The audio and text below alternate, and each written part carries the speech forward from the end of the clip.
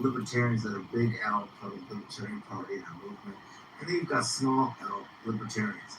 I can talk with a small L libertarian because they have reasonable ideas and they're completely different than big L libertarians.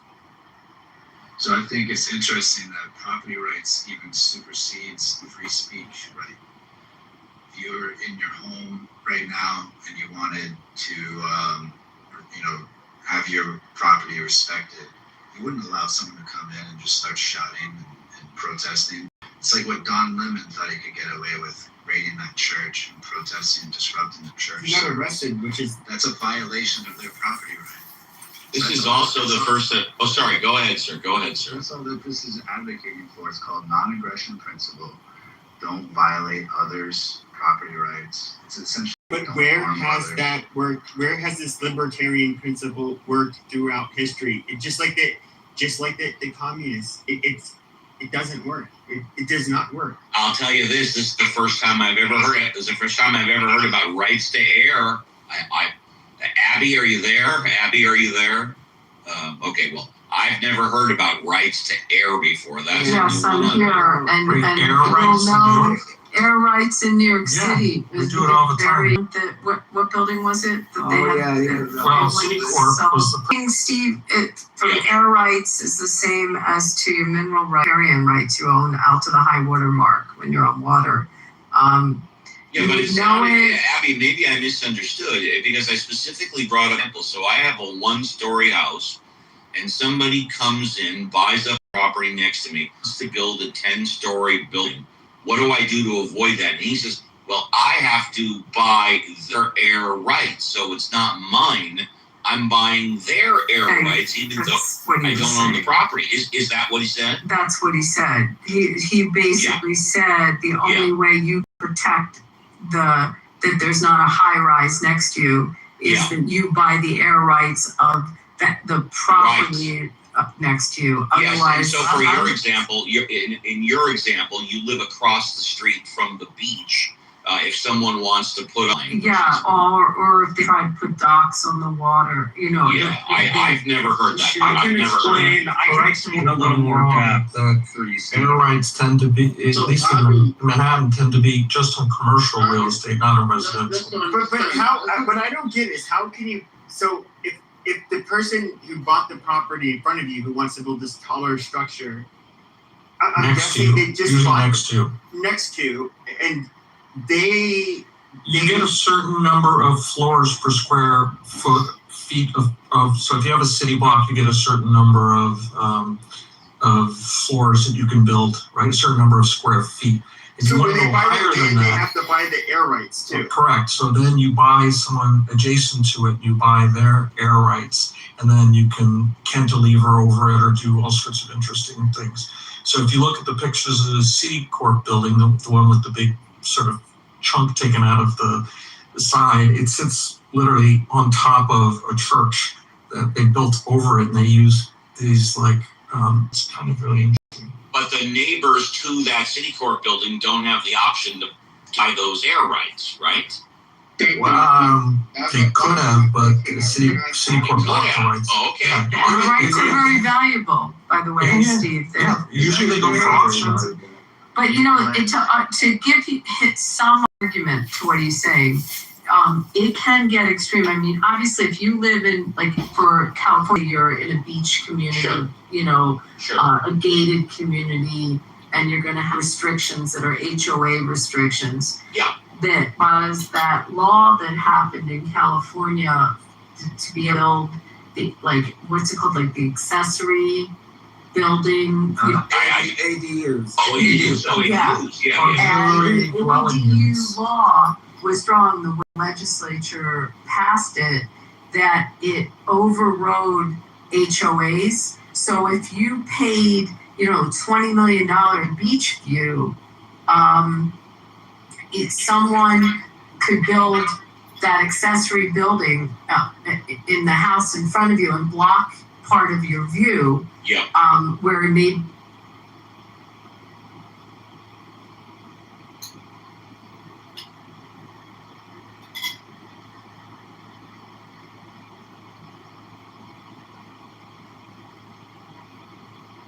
with a lot of red tape to get this system to work faster.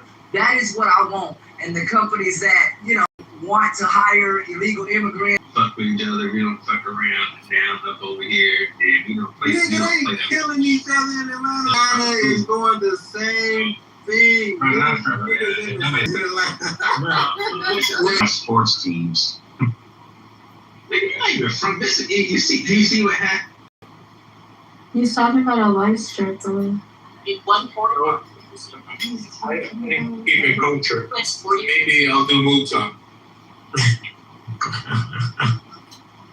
Rabbi converted to Islam. He's a Christian Muslim. No, never. I never did the Shahada. Never. Oh my goodness. Princessy, how you been? I'm alright. I'm getting banned on TikTok. It's weird. 41 south. What did you do? No, I don't know. I don't know what happened on my TikTok. It's being weird, and now I can't even go live. It says I'm live. Why is it saying that I'm live when I'm not live? Did you try re-downloading the app? I don't know. Download it. Now it's working. Otherwise, if that doesn't work, you can just FaceTime me, do the regular things that you've been doing. We lost everybody. They all left. No, I can't move anymore. I can't do. Where did Pearl go? Born and miles in the area. Shoot, Michaela, you wanted to get a place in New York, you and Pearl? Once it's over, gotta be like the gym, keep digging. Hey, we'll let you move over near me. We can grab a coffee every day when we're in town. Soon. So Yeah, I think it would be hard to sort of, from the libertarian perspective, build anything. But it's something that you can abstract back once you have society built. You can try to retro. Boy, but what did they find on the juvie for a year, bro? He had to go for the year prior, he had to go for multiple anger management sessions, 5. He's been arrested for, so he fucking assaulted a to the point of hospitalizing her. He has videos on his cell phone of dehumanizing and throwing at black kids. I mean, come on. The evidence is exactly as I fucking said in the beginning. Jeff Metcalf is a fucking racist, raised racist. As I fucking said, when you know, you fucking know. We don't need to prove to you white fucking supremacists anymore. We fucking know. Once you got that lens, once you got that clear, it just takes a moment. It takes a moment to assess the situation, and you fucking know.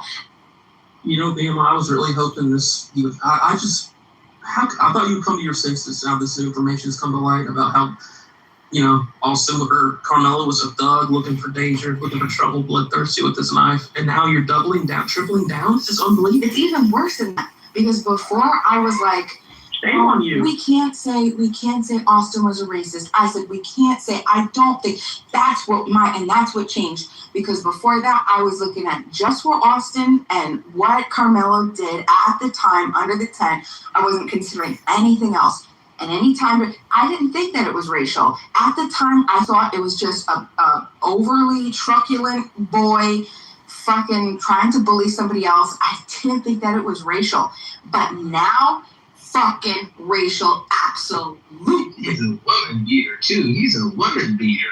Like, what the hell did he do to that young woman like that to put her in a hospital, right? That was new. I never knew that.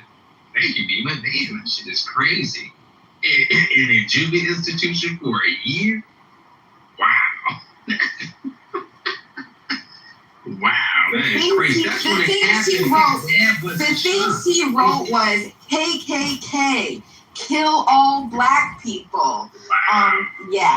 Okay. I didn't know about that. Wow. You know what's crazy? Something disturbed me when it happened. I'm talking about the second day or whatever, when I heard his father's reaction to it. It was like he wasn't shocked.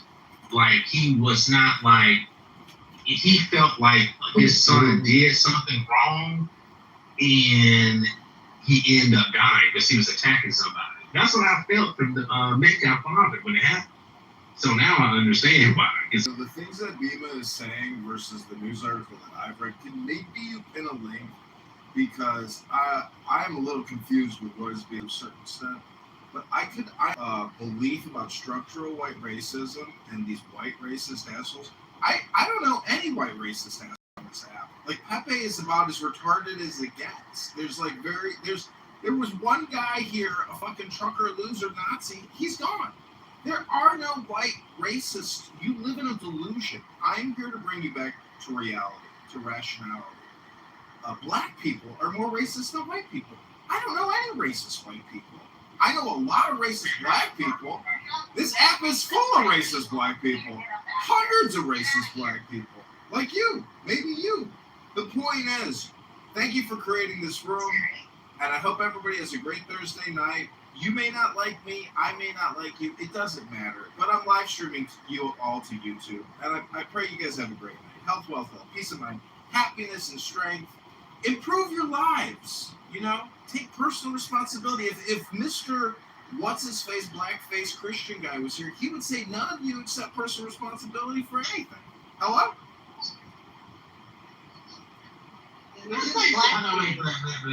See, lying doesn't exist anymore.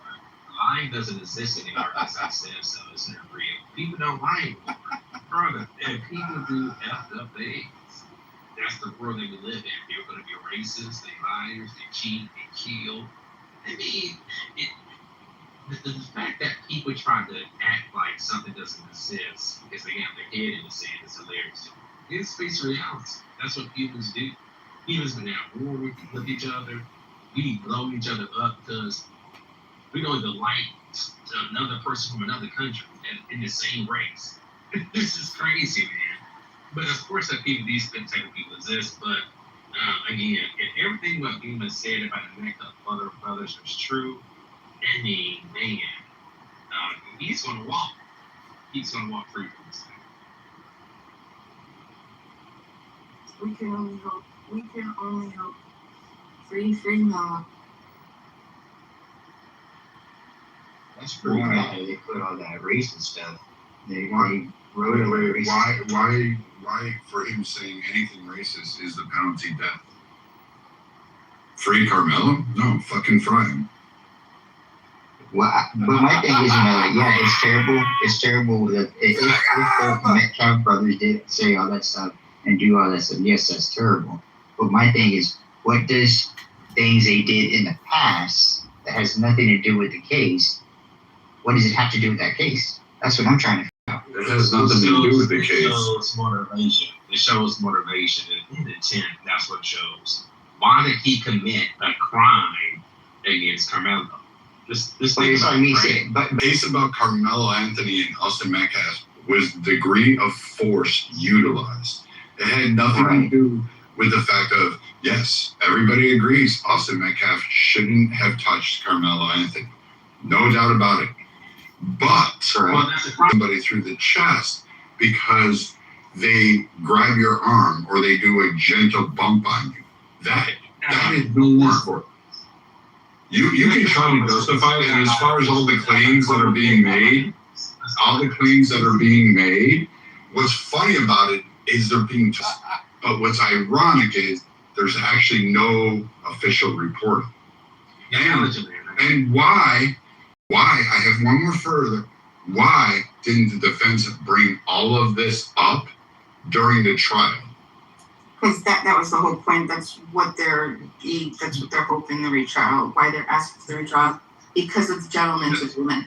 There was something that the prosecution had gone back on where they had agreed not to bring up those histories, and then there was a violation of that by the prosecution, and then they wouldn't let Carmelo. They added something outside of the argument, and they said, well, if you do this, then we're going to bring this up, and then it would have changed all that.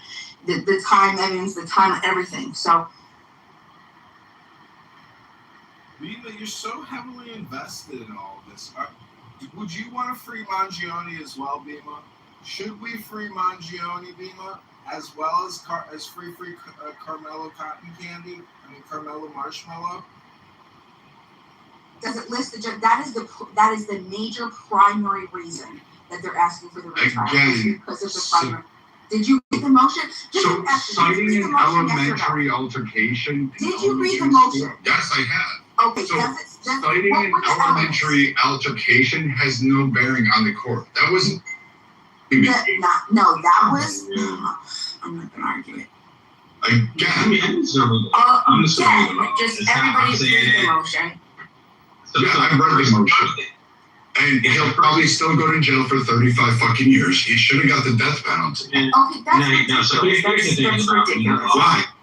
Why? Because that's self-defense. That's You know what? I can willing to bet Bima, if Carmelo was white, you would have been advocating for the death penalty. Well, that's because you're not very smart. Same facts. That's because Same you're not facts. principled. Different skin colors on each of the characters. I'm sorry. Yes, I'm sorry. there's nobody in this room. Sorry. Even people that are pro Carmelo would agree with me that you would advocate for it. It doesn't because matter. we understand. Bima knows what Bima would say, and I'm telling you that it's. Anybody disagree with that statement in this entire chat? Nobody in this entire is it believe reasonable that to think if that somebody Carmelo else? was white, would just sit here and go, oh God, he should be fried. If he was red, if Carmelo was white, I would be saying the exact same thing because I would be Metcalf is this. I remember we wouldn't even be discussing what do you think my position on Chuck the Builder is, Brad? See, but my argument or my thing that I was one physical contact are both charged under the assault statute, Texas Penalty Code 2201. People circumvent the initiation. It wasn't a gentle push because it was an assault. Therefore, it put the whole everything in motion. The first initiation. It wasn't like a gentle. It was a gentle push. No, literally. Yes, it was. Wait. No, Nathan, it was a gentle push. Literally, even the defense's witnesses testified to that. So let's be honest. Let's be honest. You see the video. He didn't move from the seat.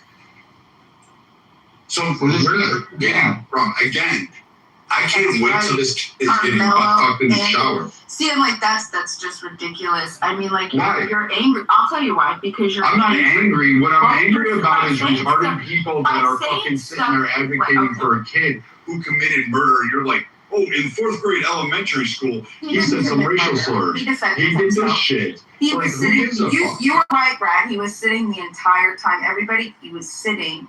The He was. man that committed quote unquote murder was. He committed murder. Everybody, do you hear that? He said he wasn't. He didn't Yes, approach you can anybody. commit murder sitting He down. sat down. He was sitting the entire. He was approached. He was aggressive, but.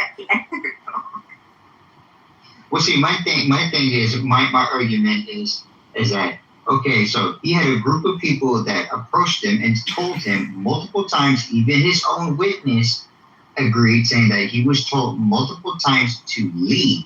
He didn't leave. He sat there and agitated them, and got them mad, and Again, he still that doesn't continued even have to any agitate by not leaving. Mr. E, that has nothing to do with the case.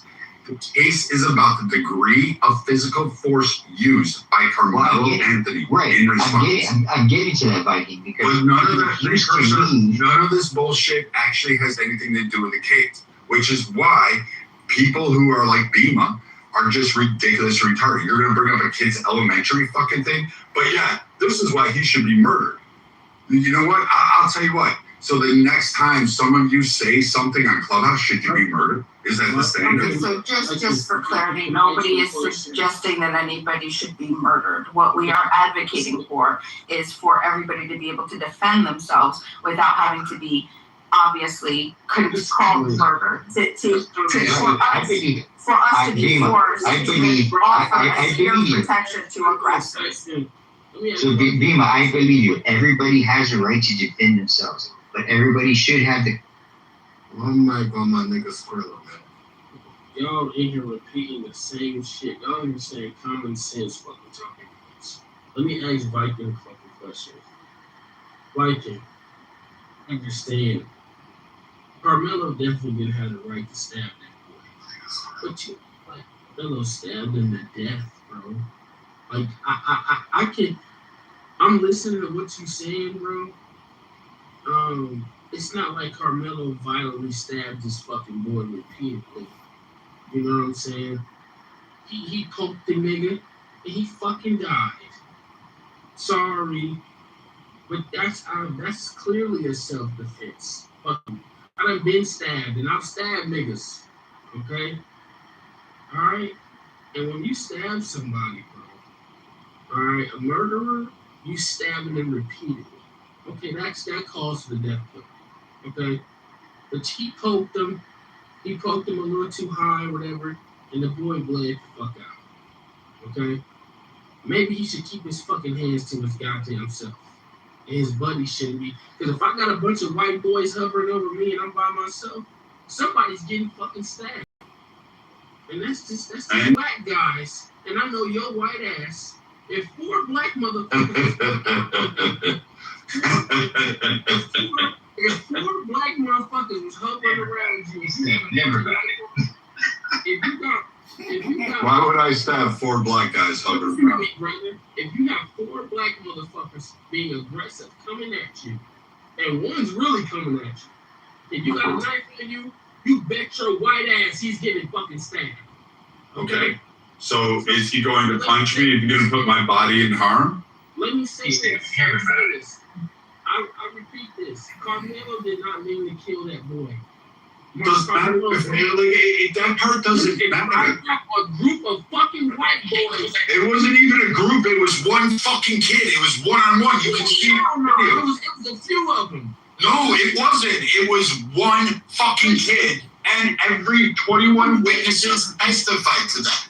Even the defense witnesses, the ones called for Carmelo, you're wrong. It was watching the scene. It's 4 or 5 white boys. Again, you're fucking lying. Hold on. So I gotta call you out. What you can do, bro? You can either right. So you can't stay. It can be 10 white boys, bro. You either get the fuck on, nigga, or catch the fade, bro. You're a child. When you're a 17, 16-year-old child full of testosterone. Nah, we don't want to hear nah. He brutally stabbed and murdered him. He didn't poke him. He brutally stabbed him. He was supposed to get the fuck murder.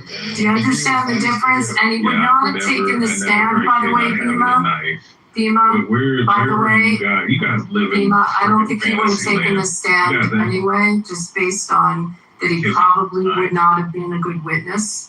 And about 50% of those cases, you don't put them on the stand. And I mean, if you look at historically, brutally stabbed him. He's about to walk free. So what kind of murderer has to be but he's not murderer. Hold on, I cut off Skrilla to make a statement. I'm gonna let Skrilla finish, man. We'll wrap it up, Skrilla. I'm about to finish it up because this is a bunch of bullshit going on. Carmelo stabbed that boy 1 time in the chest and stabbed in the fucking face at 7 years old. Somebody stabbed me in my face. And what happened to them? They no longer with us. So, moral of the story is... Wait. Who put him down? Listen to me. That's not important. But when I got stabbed, okay? I think context does matter, though, Skrilla. Was it in the streets? Was it at school? No, it was by a family member. It was a family member. And who took the family member out? So, bro, anyways. It does matter. When I got stabbed, bro, daddy was trying to harm me. He's a piece of shit. What do you want me to say? If I'd have been there, I'd have killed him for you. Stabbed in the chest, that's a self-defense stab. That's not a self-defense from a state position. It's a murder. It's murder. First-degree murder. It's murder. Premeditated first-degree murder. Premeditated? Absolutely. I'm about to pull up a song for you, Skrilla. It's premeditated. Black, do you understand how premeditation works?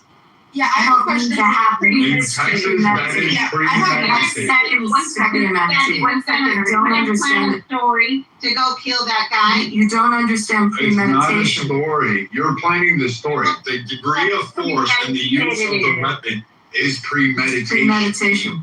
Hands off. He brought the First weapon. degree murder. It's murder.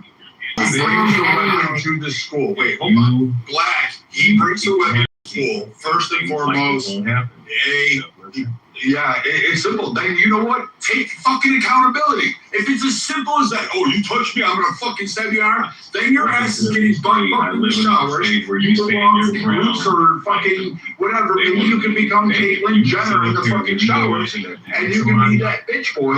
But here, take accountability and don't say you're innocent. This happens all the time with kids. It doesn't. No, it doesn't happen all the time. Happens all the time with No, it does not fucking happen all the time. What life you guys are looking at?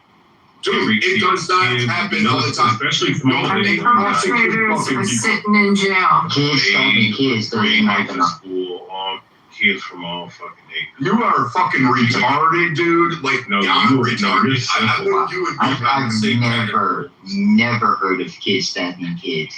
Yeah, that's such bullshit, dude. Kids bring knives to school. I don't know what. It doesn't matter if they bring them to school. They don't stab fucking kids in the chest, you dipshit, you fat fuck, you overweight.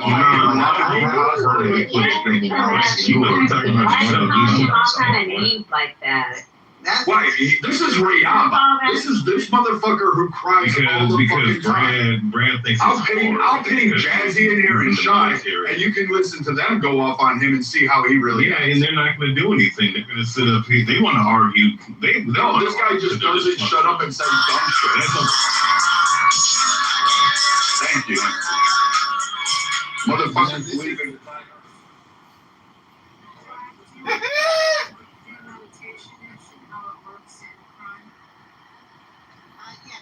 No, I don't. Go ahead and tell me. So premeditation is your mental state, and it's whether you're considering doing the crime or not. It's the conscious choice rather than a sudden impulse or an accidental impulse.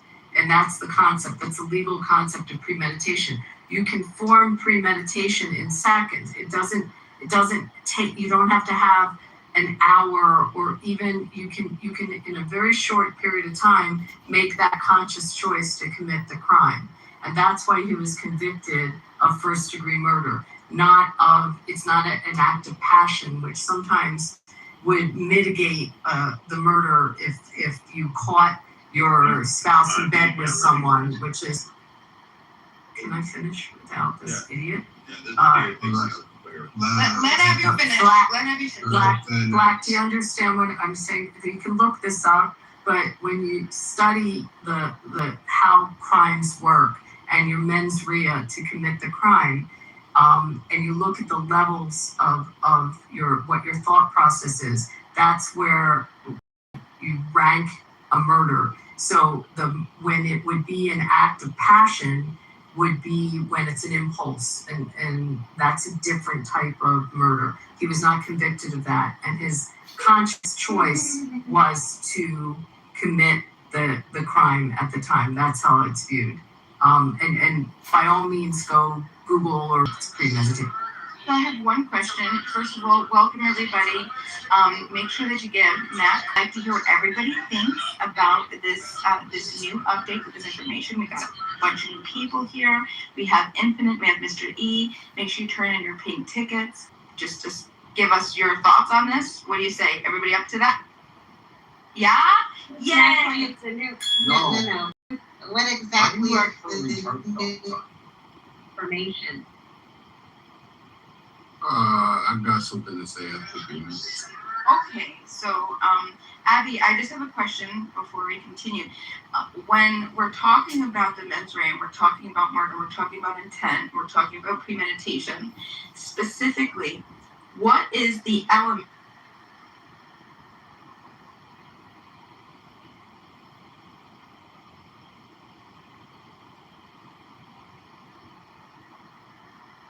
Israel, the PA, and Jordan that lays out exactly what I'm telling you.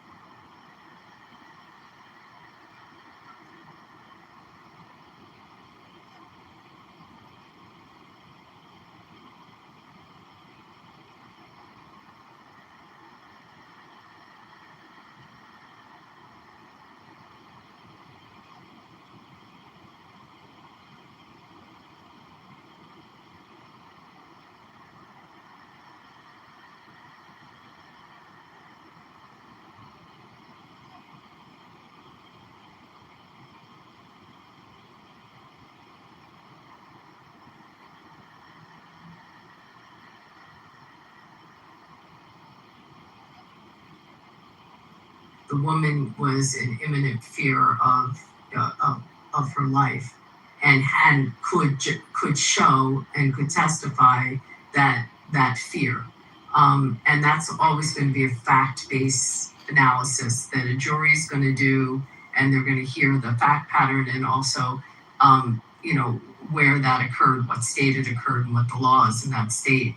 But in this scenario, again, you can form the mens rea in seconds. You just have to make it's that choice that you're making, that you reflect on that choice, again, even if it's briefly, to make the choice to commit the crime and to have the mens rea to commit it. So it's always going to be nuanced to the facts. I don't think he would have testified regardless of the alleged, gentleman's agreement. And a lot of these circumstances, he did not seem like someone that would have helped their case if he, on the character issue, the door would have been open to, and all of his past behavior, but just generally as a witness, that always has to be considered. So that's just my take on it.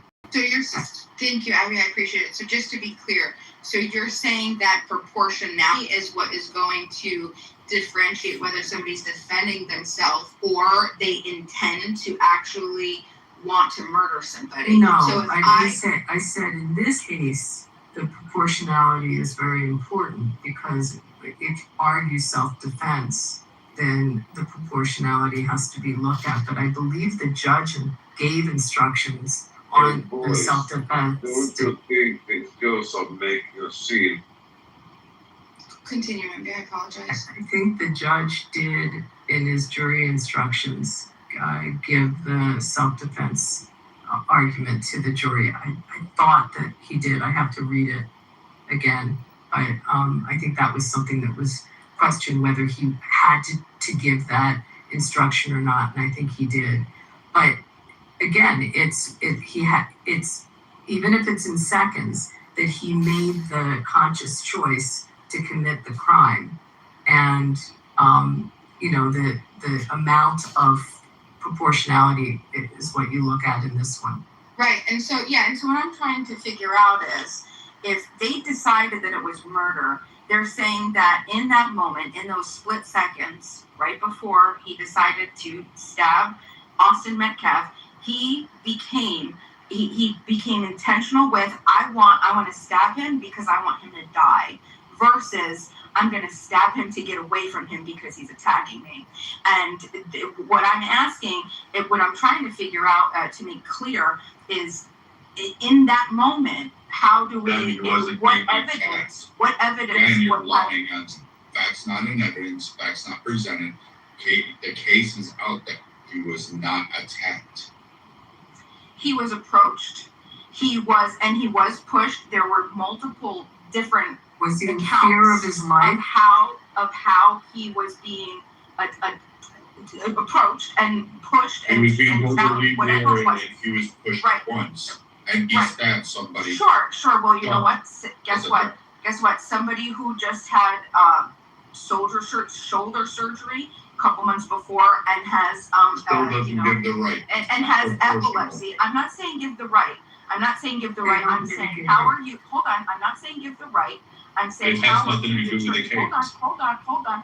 I'm saying how do you know that made him in that moment, those seconds before he stabbed Austin, that he said, I want to stab you because I want you to die, because I hate you, versus I'm going to stab you because you're attacking me.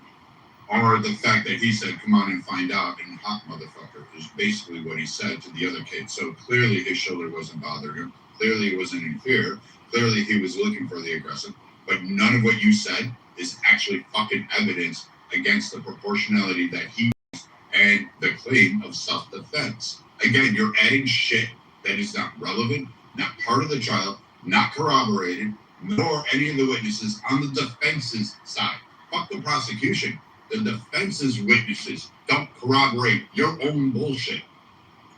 Get it right. Okay. We hear everybody.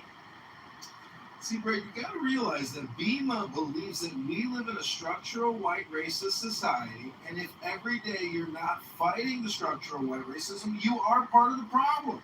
I think you would make that under general trial advocacy. I think you would probably make the determination not to put him on the stand and have him subject to cross. That's my guess, Bima, separate from the whole issue of the gentleman's agreement, because I just don't think that would have been beneficial to the defense. That you could be right about that absolutely. But see, Bima, do you hear your superiority when you say you could be right about that? She's a fucking attorney, you stupid horse breeder, you fucking idiot. Hi, John. JJ, how are you? What are your thoughts? I'm good. Fucking First of all, horse, fuck all you idiot. jackasses calling her an idiot because she goes against her bullshit narrative. Fuck all of you for that. First of all, I wasn't saying fuck you, Viking. Like You said fuck all of us. I take offense. No. Well, okay. Well, it's not that deep. I'm just saying, like, I don't like being attacked because what she was saying. First of all, she was asking legitimate questions, and I think that that's important here because what bothers me is the rush to condemnation of this young boy who obviously, first and foremost, and he was the aggressor. You know what's fucking aggressive? These fucking Metcalf twins and another boy who was apparently, they were all corroborating together, were harassing him. You know who's really aggressive? When you take a knife and you just poke it in the heart a little bit. It's just a little poke. That's aggressive. Kill all black people and Hitler, as well as the racial slur. What? So what? So that's wait. I just want to make sure that's on record for everybody in this room. So if you say remarks such as that, like, hey, fuck Jews, fuck Israel, the Jews have a right to go kill you in the street, right? We're agreeing with that today, right? We're all about that shit, right? Because I'll go hunting today. Like I can get a free body count from fucking ever, right? We can do that shit, right? You see how dumb you sound? No, I don't sound dumb because we are an stabbing him.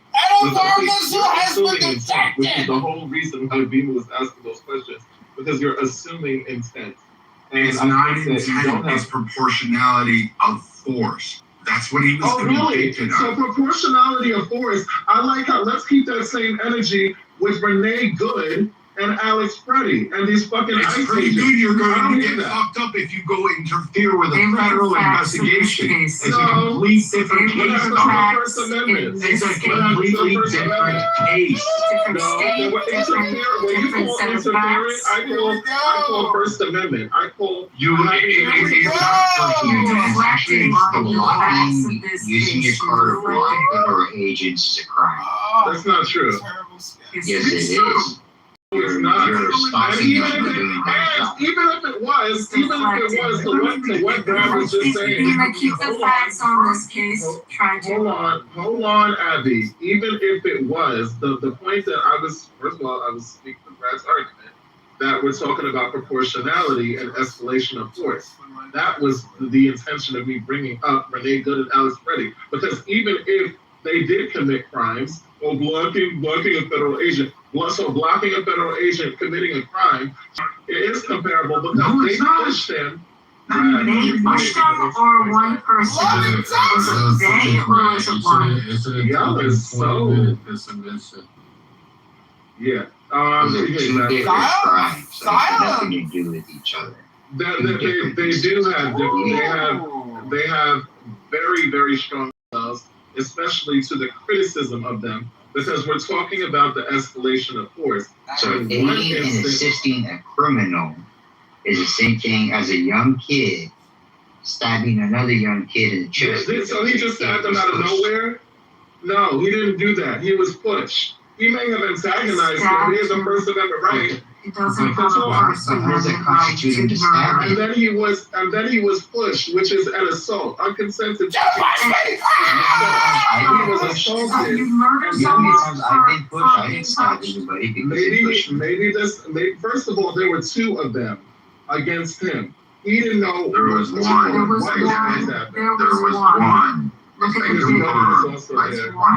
24 fucking witnesses, including the defense's fucking witnesses. They confirmed it. It was one. It wasn't a group. It wasn't more than one. It was one.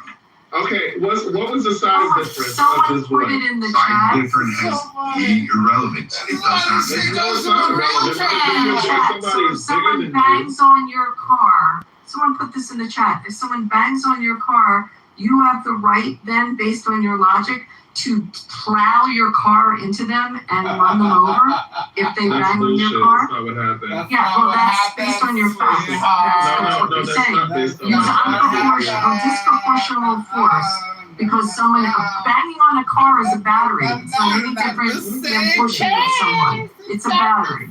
So you're saying you could then press on the gas and run them over. Battery is not.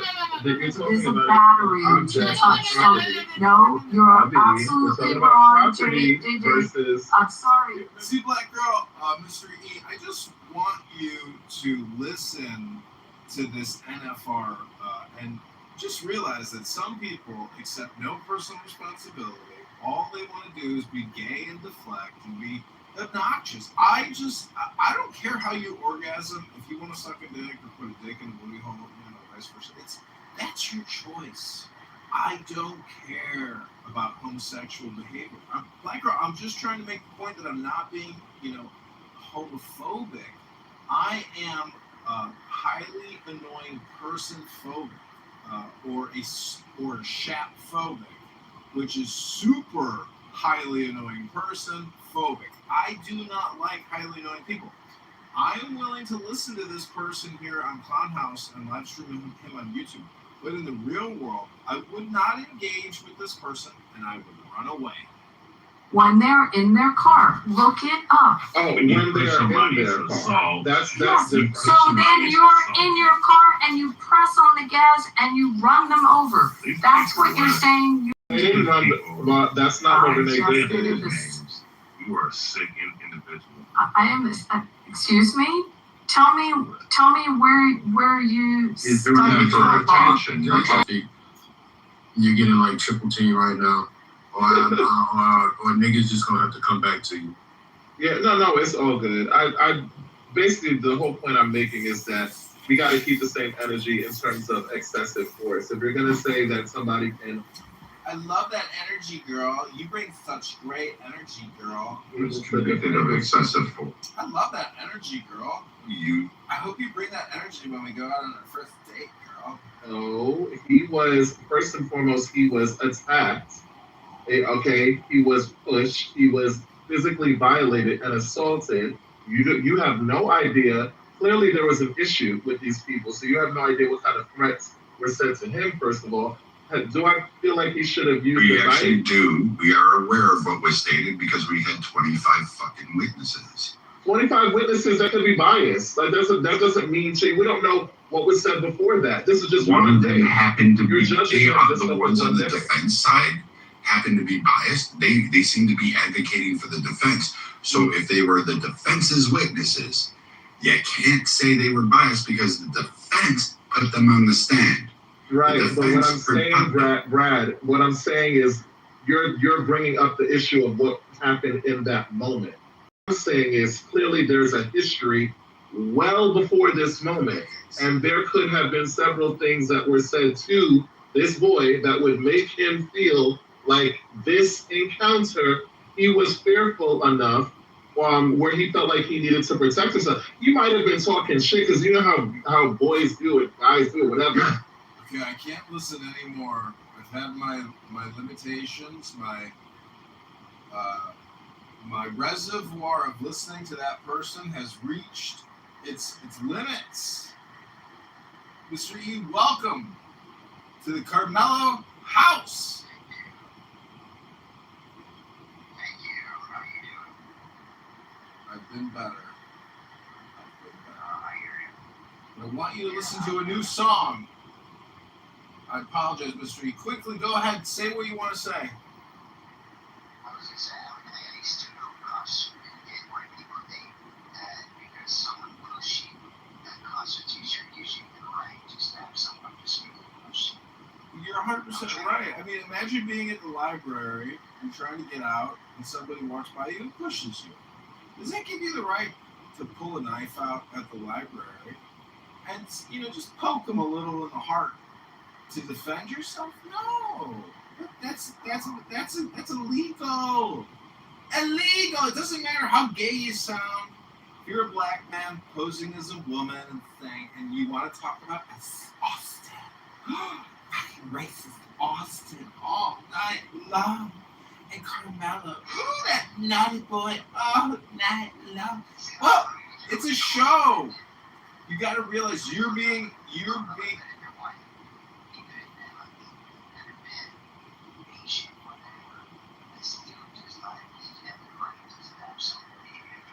See, that's what I'm saying. It's a show of ridiculousness, and so that's why it's kind of intoxicating because it's so ludicrous, it's so outrageous that it is kind of what content is in a way.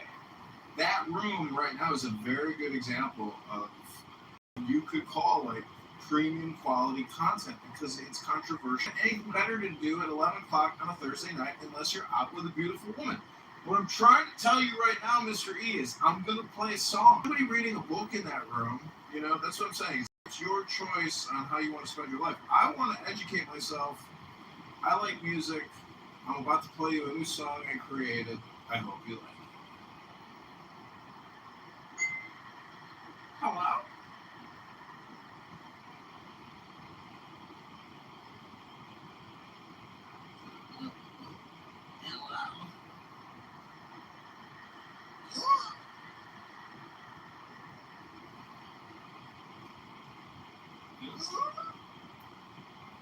This is my Austin Metcalf impersonation.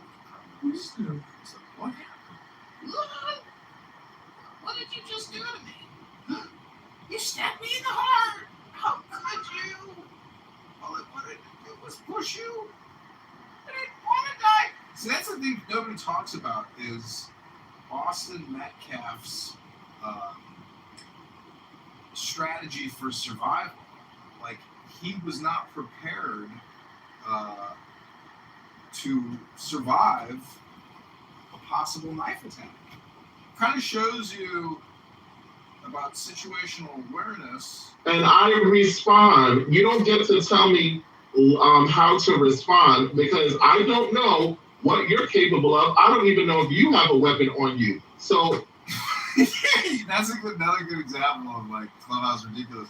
We're now talking about how he could be attacked on Clownhouse with a knife. Like that in a gay voice as a black man. It's pinnacle content. Sieh tu vitae, learn then, oh my son, that all vitae.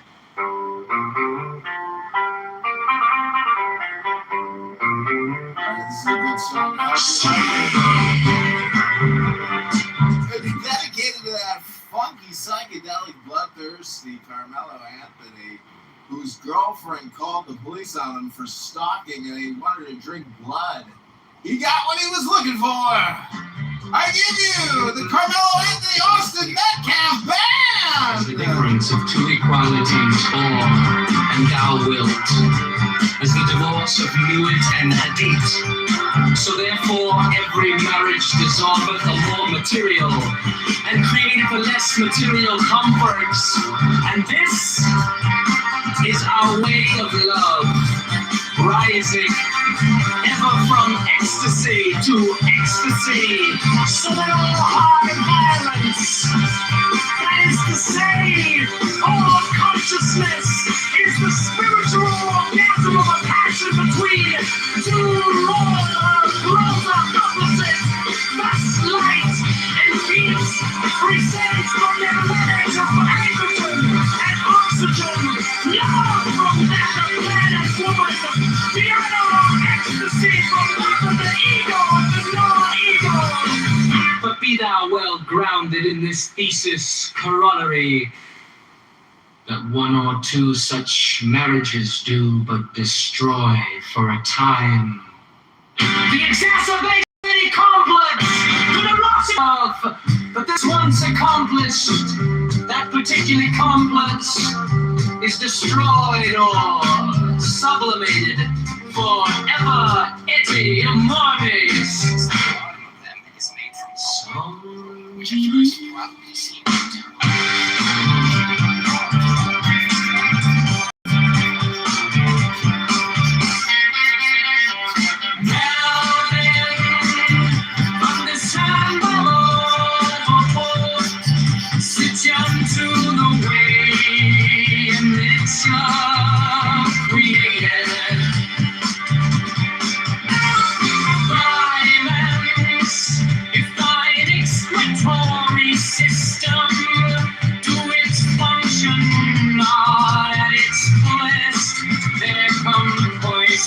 In the bone, and the consciousness is modified by the conflicts or marriages between the elements. Heterogeneity is lost. If the liver be not efficient, we have melanton. If the kidneys coma, if the testes or ovaries, loss of personality itself. Also, and we poison the blood directly with belladonna. We have delirium, vehement and furious, with hashish, visions fantastic and enormous, with ammonium, ecstasy of color and whatnot, with divers germs of disease, disturbances of consciousness, varying with the nature of the germ also, with ether. We gain the power of analyzing the consciousness into its planes, and even of discovery, the hidden will and judgment upon any question. And so for many others, but all these are, in our mystical sense, poisons. That is, we take two things diverse and opposite, binding them together so that they are compelled to unite. And the orgasm of each marriage is an ecstasy, the lower dissolving in the higher.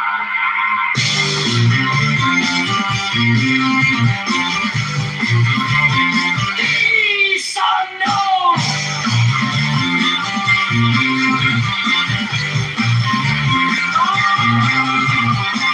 It's all from the end, that secret way lying and gone away. Is a house prepared for me, but to him whose physical needs of whatsoever kind are not truly satisfied. For in the physical or lunar, sleep appointed to refresh and recreate by cleansing and repose.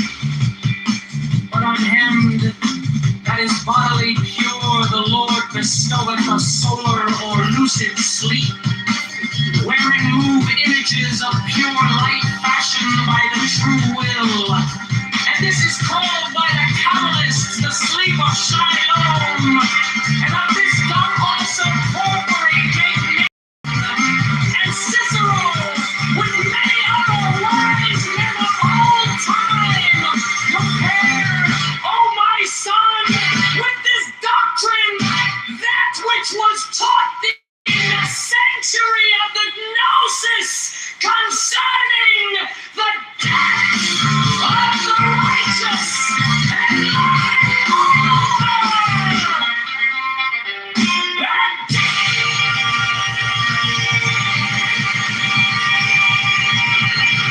These are buts, particular cases. But the universal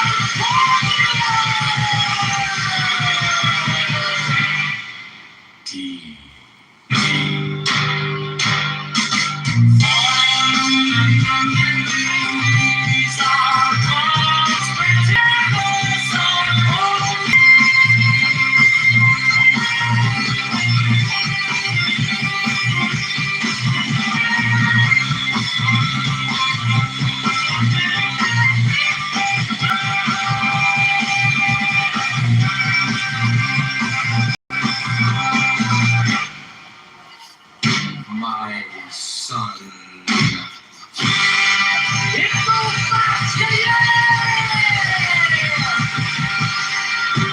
There shall come unto thee a second state of physiological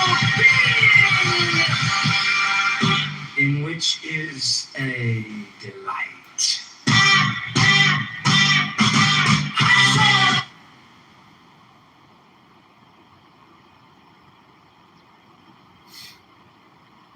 Those private schools, every fucking kid that was small, not every single one, but there was always some that it kept nice around the simple fact of someone being bigger and having the equalizer. You understand? So when it comes to this situation, when someone puts their hands on it, which parents should tell their kids not to do, they put their hands on you. That's physical assault. All right? That's what everybody's taught. And if someone pulls out that knife and says, touch me again and see what happens, what the fuck do you think he's talking about? He's not provoking him to fucking come. He's warning him, touch me and see what the fuck happens. If somebody words it a different way, what you're doing is you're playing semantical games. They didn't play little weirdo games. That's what he did. And No, he didn't. That's not even the scenario. Stabbed him, and that's what ended up happening. No, Right. that's not Now, even if his you're own going to admission. say legal, Right, Joe, you done? legality. Malcolm's gonna go. Yeah, fuck. Maybe. It's only been like 60 seconds. I'll be done right here. Just let me fucking finish. You understand? You let fucking people ramble for like 5, 6, 7 minutes, but cry when I fucking go for like 60 or 70 seconds. You know what I'm Dude, saying? are you crying? I'm about to end Are right you here. crying? Are you crying? Oh, fucking back in this shit. Just focus. Just focus on Raphael. Anyways, so with that being said, wrap this shit. So with that being said, all right. Like of course, with these different laws in different states and all this other stuff, people have their own interpretation of the law. All right. If we're dealing with medieval times, we're dealing with ancient times. Put your hands on somebody, they're liable to fuck you up with hands or with weapons. So that's what ended up happening. That's how I looked at it. And if she was on the other foot, I would feel the same exact way. All right, but of course, when you're having this type of talking points with a bunch of racist faggots, all right, that are on So stage. a faggot like you who doesn't even know that. Of course, they're going to feel some kind of way. But all in all, with that being said, right? All in all, with that being said, is he going to face certain things? Yes. But was he in right to defend himself based off the narrative and based off of this story? Because I do believe it's a psyop. Yes, he right. It's a psyop? It's a psyop! think, Rhea. Malcolm, did you wanna, Malcolm was gonna go.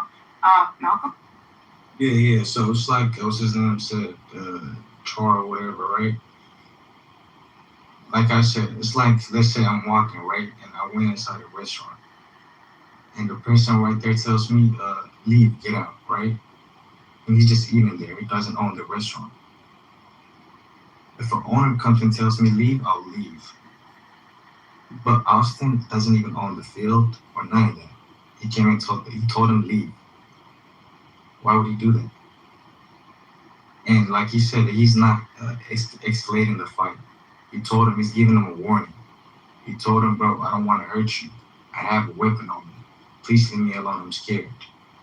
What's his name? The guy that died? Everson. He had heart. Hold on, he had heart. He wasn't scared. That's what it is. He approached him. He touched him. And then he did what he said he was going to do. But RIP to him, that's what I'm going to say. Do you guys just like make up shit without actually reading the facts? Yes, they love to make up shit. Love it. Like, I mean, none of what the idiot said is actually anything relatable to the story. So, I'm gonna back up what Rhea and Malcolm said. And the reason is because of who approached who first. And it was Austin. We know for a fact that Austin approached Carmelo. Carmelo was minding his business. Austin went up to, scaled the bleachers, went up to, stood over Carmelo. So he was the initiator of whatever was going to happen after that. Austin initiated. That's not what the witnesses said. The witnesses said Carmelo was the initiator.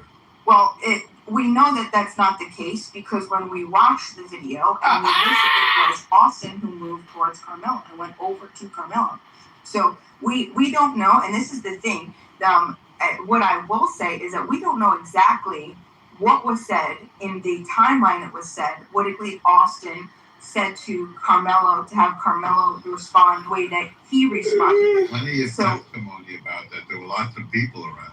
Mm-hmm. Right, a lot of people, a lot of kids. 20. There were 20 of them. Right, who still went to the same school, right? And you think that all 20 of them heard? You saw those. What was he screaming it? Was he screaming it? Do you think how? If you're having a conversation, if me and you are having a conversation, how far away do you think 20 people? The testimonies were all checked. They were all huddled under a tent because it was a little rainy. Right, and was And there the guy anything that was said- sitting next to him testified as much. What was said? Okay, what did Austin say? Well, then tell me then. What was who said the first thing? What was the first thing that was said? They told him to fucking leave. Who would like to give it a go? They told him to leave. Wait, Viking seems to know. Viking talks about us. He seems to know. He told him to leave the Viking, tent, not the hold on, field. wait. No, I don't want to hear anybody but Viking. Viking. They told him to fucking leave. Are you deaf, dumb, or just like fucking obtuse? I'm sorry. Other people were talking. So Austin told Carmelo to leave. It wasn't just Austin. There were. It was literally 20 fucking kids that told him.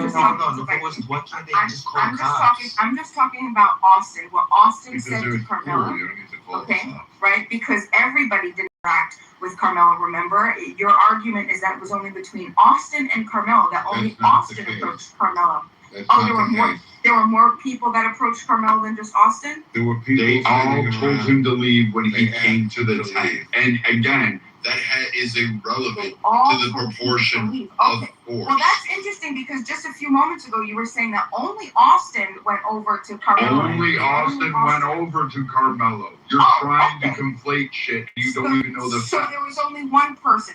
So we're just honing in because not everybody. Wait, I went can't over to yell at Carmelo. somebody who's seated down under a tent Hold on. with a team. He was So- on the other side of the fucking Well, tent. no, because what we're trying to hone in on is who the activity was between. No, what you're trying to And that do was is between just Austin make and some Carmelo. stupid fucking case and you No, sound retarded and I'm ridiculous. trying to hone in on the actions and the No, you're timeline not. of the You're actions. not. Well, You're you're not going not to tell me honing about in because on the that's actions. literally what I'm doing. I'm saying No, let's you're look not. at the actions. What you're doing Like is in- doing You're cakewalk. being obnoxious. But hold Stop. No, I'm not. You're saying shit that isn't remotely true. You haven't read the facts. I'm asking questions.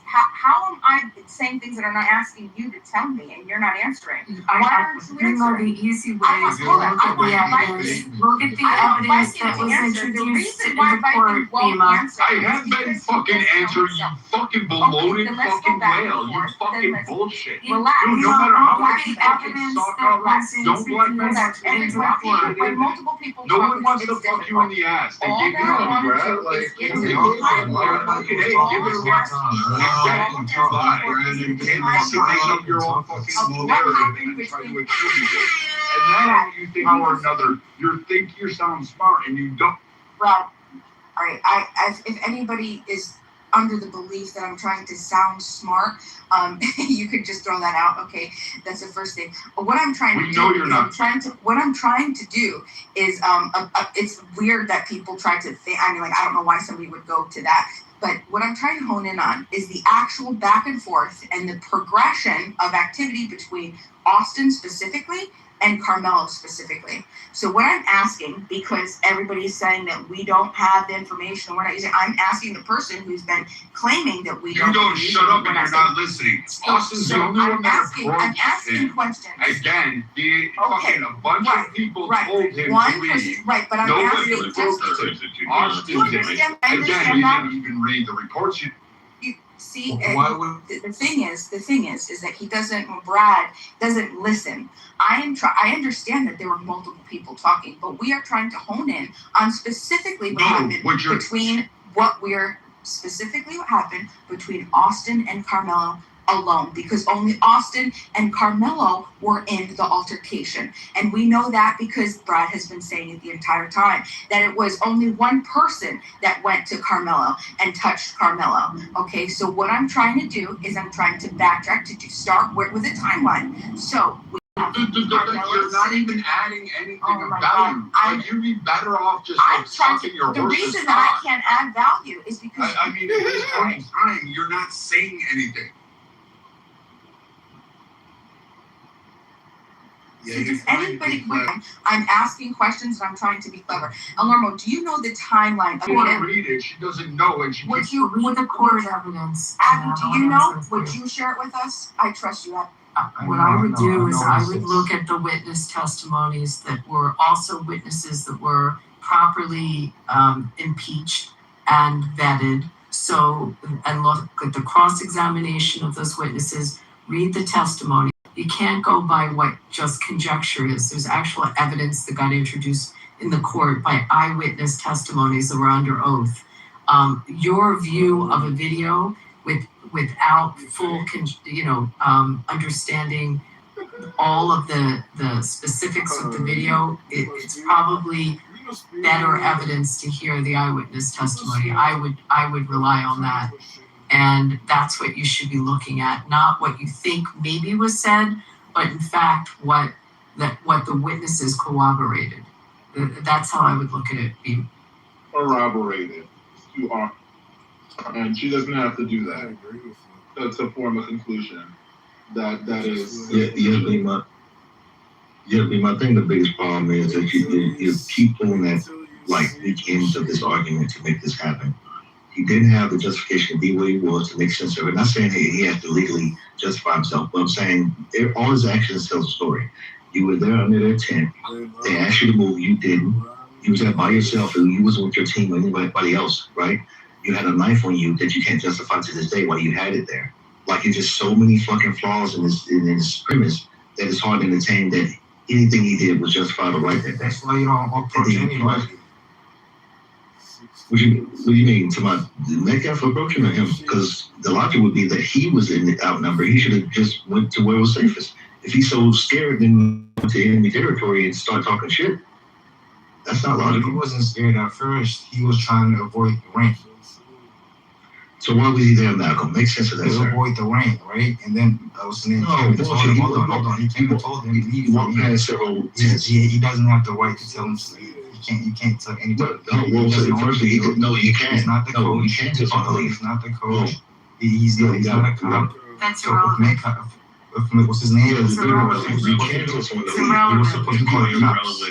Call the cops. You can tell anybody to leave any fucking place. They don't have to stop about it, but you can tell them. Please. That's it. It's a cop. He can tell him what he want to tell him as well as he can tell him to fuck off. Then he can be scared. He can be scared for himself and try to protect himself. Well, yeah, but your actions have to show you scared. Once you challenge someone, In this you're not gonna. criminal matter. Yeah, but you know, how are you so scared that you wouldn't become someone to fight? You would not be saying this shit. That's the No, I would say that, man. Absolutely, no, that's bullshit.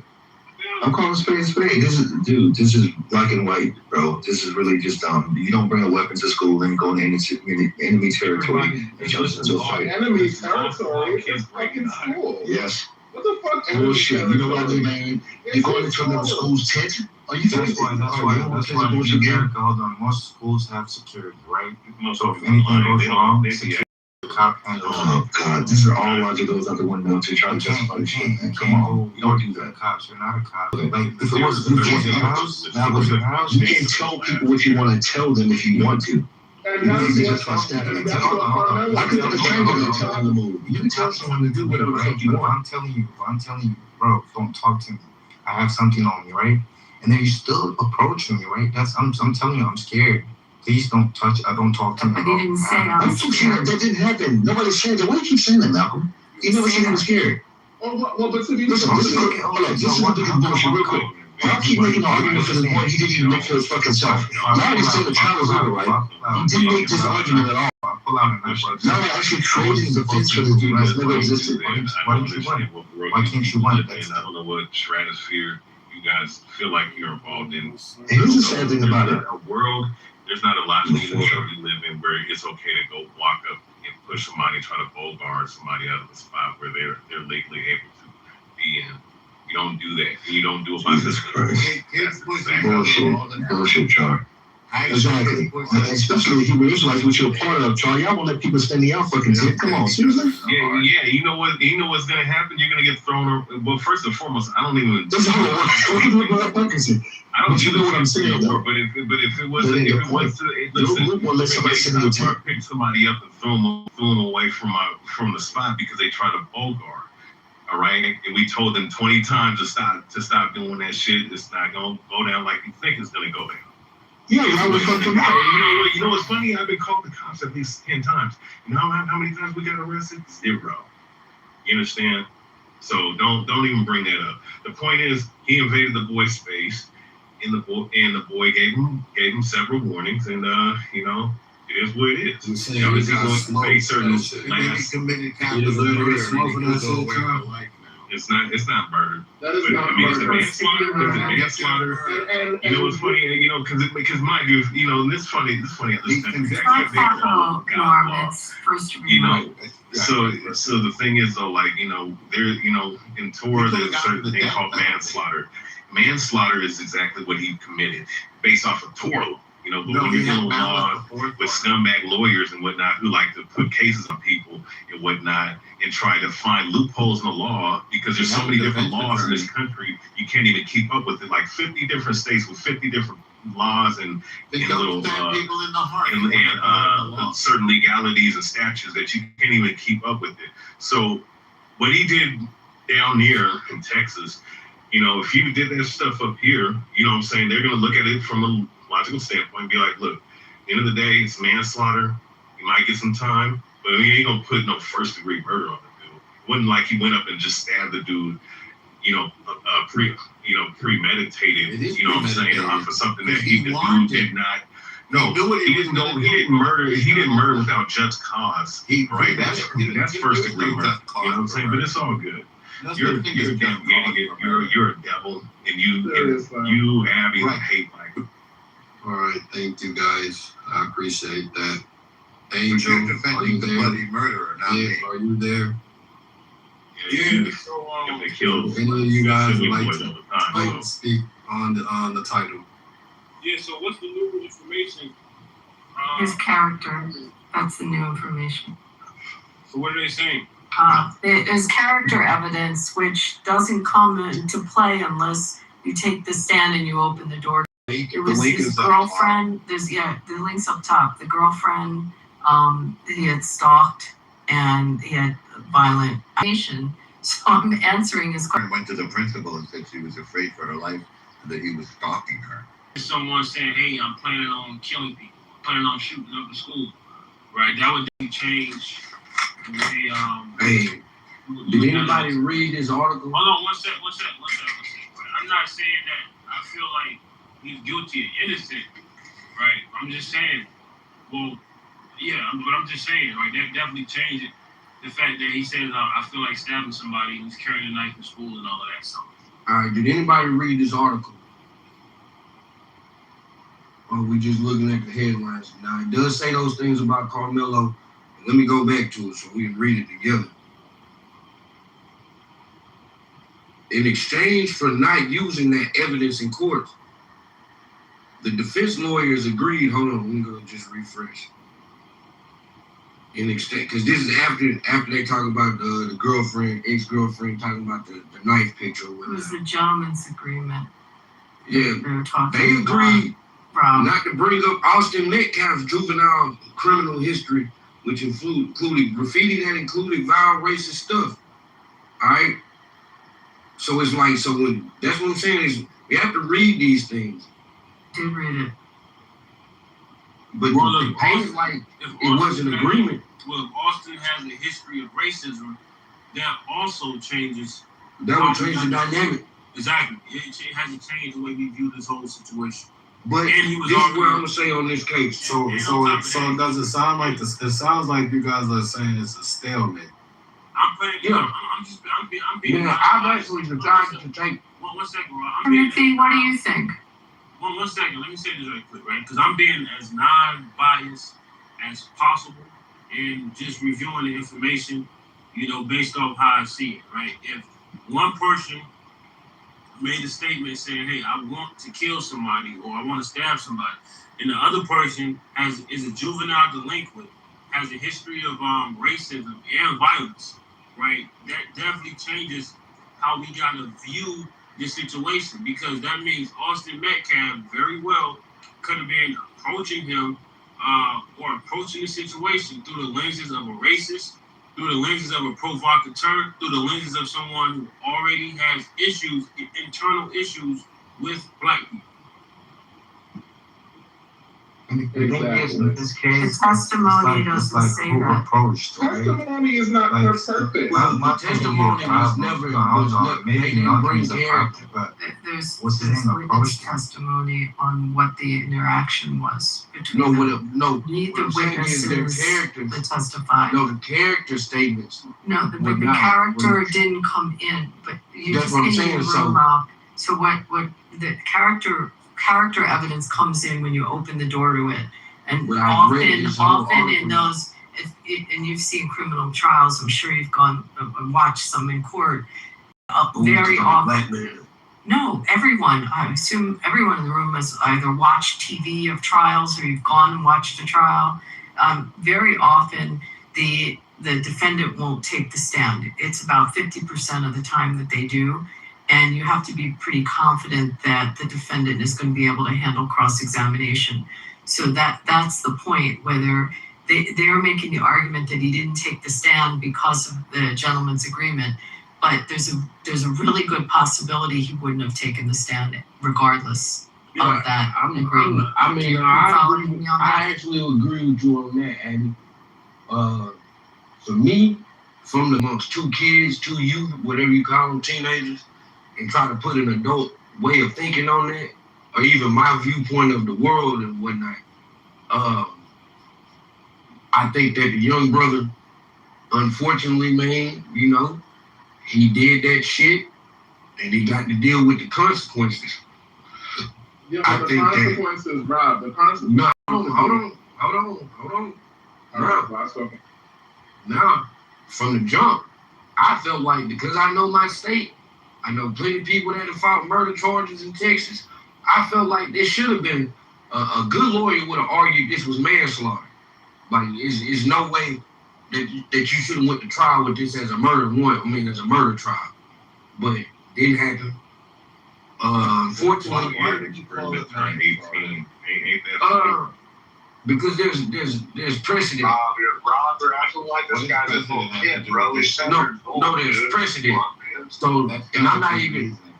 There's precedent manslaughter That's why I thought that it would possibly get a manslaughter charge. And I know that a good lawyer could have argued that. But nonetheless, that's just my opinion. I could be right, I could be wrong. The fact so, that they tried him for murder. In the heart.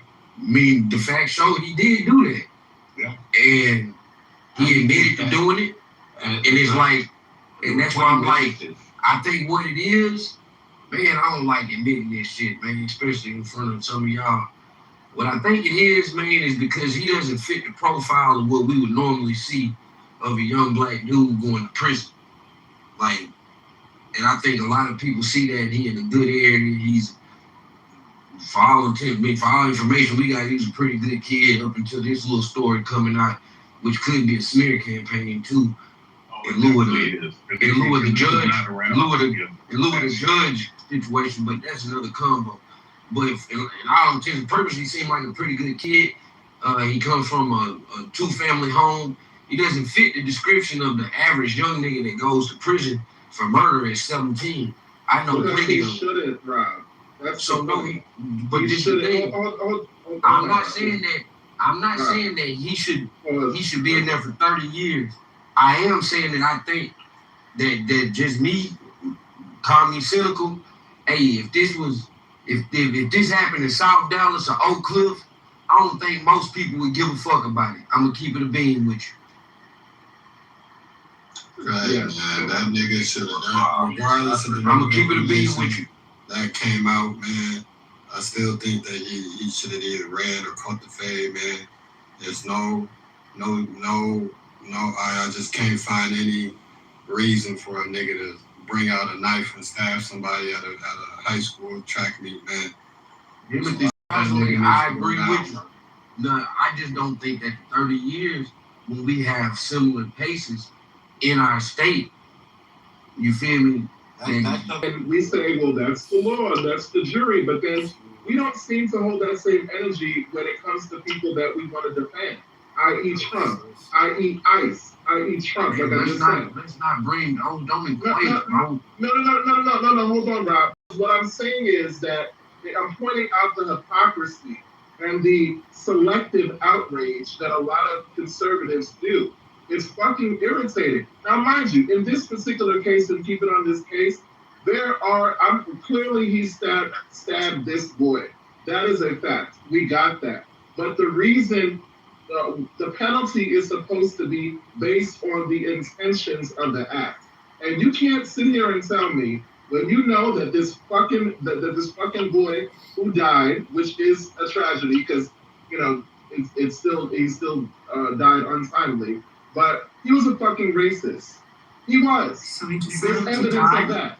So no, I'm not saying that you do. What I'm saying is that when you are a racist and then you physically assault a boy who is a subject of your irrational fear, because that's what racism is, and subjugation, irrationally, then it is very likely that you're doing that because of your racism and not based on the act of what's going on in the moment. Clearly, he had an agenda.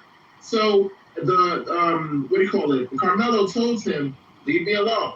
I got something here. Leave me alone. Don't touch me. You touch me, you're going to find out. And he still went and touched him. But you do understand that's why he actually didn't get the manslaughter charge. Had it just happened and he not said touch me and find out, he actually would have got the manslaughter charge. It's that particular language right there. It's that particular language that they were able to hang on that. So it's like this. This is all I'm saying. Hey, we got plenty of cases that we could go and look for where our young boys have been railroaded. Like plenty of them. Like I got some family members from North Texas. I can talk about some railroaded cases. You feel me? This might not be that situation. Now, do I think the trial was handled appropriately? That's another question. It seems to be some sketchy shit around the actual trial and getting things put together. But the facts of what happened, and you cannot, it's too easy for us as adults especially And I'm talking about those that support Carmelo or those that believe Austin, whatever, that believe Austin had no wrong in this situation. We are adults. We see things from a different lens. And it's not right. And this is what's been done. This is a white boy that got killed by a young black dude. So this is like, this is a martyr type situation on one side. And it shouldn't be. Because he's just here. His life is no more special than any other boy in that school. But I'm telling you this. But I'm telling you this though. I'm telling you this though, Jay. That's too much. You got to be able to be honest about the world we in. You feel me? Like it's like trying to paint this like the young brother was completely railroaded isn't fair. You feel me? Like just like I can acknowledge that there may be things about the trial, which is why the judge situation is coming out like it is. It's other specifics. How you say he's not railroaded? But You just said that. it's because he admitted to doing the shit and we know he did it. No. And I'm from this state. It doesn't matter where they come. In 30 years, they had that nigga. But they How long do you think he'll serve, Rob? Rob, how long do you think he'll serve? 17 to 23 years. Hold on, let me give you If he handle his business without no appeal type situation, maybe 15 on the low end, but he definitely doing at least half of that time. Listen, Rob, it doesn't matter where you're from. It doesn't matter. It does matter. No, hold on, let me give you The laws work differently in different states, and that's why y'all have a problem with understanding these cases. Look at Massachusetts right now. What's happening with the lady with the 3 kids? And how different the law is there. Please let me add to the conversation. Hey, yo, shut the fuck up. Shut the fuck up. I'm talking. Shut the fuck up. Shut the fuck up. I'm trying to be nice. I'm talking. So what I'm trying to explain to you is, look, it doesn't matter where you're from. It doesn't matter. 4 years. No, none of that shit matters. At the end of the day, you stand here and we're not talking about what happened. Right? I'm gonna tell you why we're not talking about what happened. What happened happened. Cool. At the same time, he deserves a fair trial. You just sit there and said it yourself. Yeah, there's some things about the case that I don't think. No, that's a huge issue. That's life or death for Carmelo. What are you talking about? You can't just throw that under the rug because the fact that because what that means is he did get railroaded. What are we talking about? Right? What particularly in the trial do you think was problematic? Let me finish. And you're not talking to somebody who is just an idiot and myself and unaware of the law. I teach firearms. I teach concealed carry in the state of North Carolina. I'm fully aware of gun laws. The point is, he was railroaded. The point is, you understand what I'm saying? He didn't get 100% completely. Hold on 1 second. He did not get a completely honest and fair trial. And you just said there. No, I will agree that he didn't. It's specifics of the trial when you hear about the things with the judge, when you hear about the fact that they didn't have a lot of character witnesses. There were no obviously the jury of your peers thing. Although there were non-whites, there were no black juries. You look at like they were diverse. No, I said there were non-whites. Right. There were no black jurors. Right. That's what I said. Right. But there's some specifics. There's some specifics of the trial that yes are questionable. Was not questionable. What's questionable? Norm, you just heard me say that shit. I wish I did. But unfortunately, you didn't catch it. What I'm saying is, in a fair trial, I'm gonna be honest with you. In a fair trial, that's a manslaughter charge, and you're looking at 10 to 15 years as the mandatory, as the maximum. That's what I think would have been a fair trial. Rob, what was problematic to you? But he was going to prison. He was going to prison. He was going to prison one way or another. We sitting here acting like that boy wasn't a juvenile delinquent. We act like he wasn't violent. We acting like he wasn't racist. We acting like this is not the state of Texas where it's racist. Who you mean, Carmelo? We acting like it's not. We acting like it's Yeah, not. Carmelo was racist. We acting like it's not a white county. We acting like it's not a white county. We acting like it's not a system. So what Wasn't about? Carmelo talking about stabbing a girl and then licking the blood off her ass?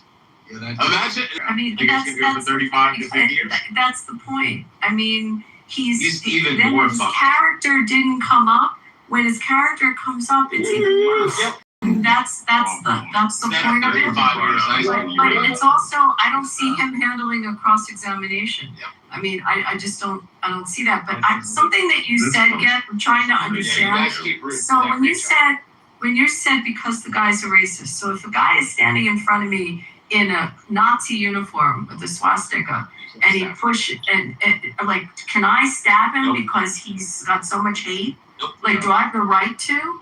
Because he's so evil? Didn't he assault you? Didn't he assault you? If a guy in a Nazi uniform pushes me, do I have the right to then? Do you think that would be legitimate?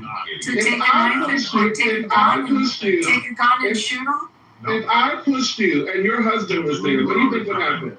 Wait, so Jay, if you shove me, I have the right to shoot you. Nothing. That's bullshit. Yeah, nothing, because We need one mic, and it's not going to be great conversation. No, we're having a conversation. That's just, Yeah, I mean, I and Jay were having a conversation. yeah, no, I just had like 30 different conversations in the back. Everybody coming over. Oh, yeah, tell everybody else to be quiet. Yeah, let's slow. So let's have some decorum, So, please. yeah, Jay, you realize a knife is a lot more personal than a firearm. So it makes it worse to stab somebody than it is to shoot them. Because it shows like intent and stuff, and it's more personal. It looks bad. I have a question. But the reality is, if you and I are standing on the street, Jay, and I call you a dirty faggot, and then you like shove me in the chest, that doesn't give me justification to shoot you. Now, here's the thing. If the two brothers were, like most people were claiming initially, that they were on top of him, they were ground and pounding his head in and shit. Like, yeah, I would have probably said, hey, yeah, the kid was justified in stabbing them if they were bashing his fucking head into the ground. But it wasn't. It was a simple fucking shove. Yeah, but it doesn't make it first degree murder. Sheesh. I have a question, Steve. Yeah, it literally does. Can I ask you a question real quick? Yes, sir. Can I ask you a question, Steve? Further, you think you're dumb fucking idiot. That's why it's further. Jeez, can I ask you a question? I have a question for you, my guy. Have you ever been in a fight before? Sure. Right? Have you ever been in a situation where somebody bullied you or you were scared of them? Sure. You know what I used to do? I didn't stab them. No. Listen, let me finish. What you did finish. You put the cart before the horse, big homie. I didn't even get to where I was going. So let me finish. You don't know where I'm gonna go. You don't know where I'm gonna go. Listen, you being defensive, and I might have said something I was in your defense. Let him finish. No. I might have said something in your defense, but you won't let me finish. Because you're not listening, Lauren. Let him finish. I don't want to have to move any of y'all, man. You know what I mean? I haven't moved nobody yet, but I'm tired of repeating myself. I ain't gonna cap. Let him finish. I appreciate you, my brother. So my thing is this, right? You said you've been in fights, you've been bullied, all these other things, right? Of course. When you're in those types of situations, were you scared? You got alive and energized, but you weren't scared. No. So do you know how it feels to be scared in a situation? It depends on what situation. No. I asked you a simple question. Do you know how it feels to be scared? I can give you a simple answer. Okay. From my life experience. So in situations of that nature, where you have an individual that you may be scared of, or you're in a situation where you're scared. I don't remember ever getting scared of anybody, just figuring out what I didn't even finish what I'm saying. I don't think boys You're get assuming scared. what I'm going to say. You're assuming what I'm going to say. No, I'm not. Yes, you are. I don't think boys get scared. I think we deal with the situation. You don't listen. You don't know what everybody's situation is because just people. Based on my short Never time. mind, bro. You're right. Never mind. I rest my case. I'm not even. Well, don't paraphrase because I'm very careful with my words. Yeah, but you're parsing them to prove the point that's not a point. Everyone can get scared. No, it's not. Everyone can get scared. You didn't. I'm saying I didn't. I said guys don't get scared. We deal with But right, but that's just not true. And also, scared just because I think maybe scared because I'll agree with you. Guys may not get scared in like the way that maybe a woman would get scared, but you're scared enough to realize that the situation involves a threat to your. I become alert, and I want to do the thing that's going to save myself. Fight or flight. If I can leave, that's much better. Yeah, it's of course. Not necessary to get into a fight. You shouldn't have to. Yeah, Norman actually. But that's the smart thing to do.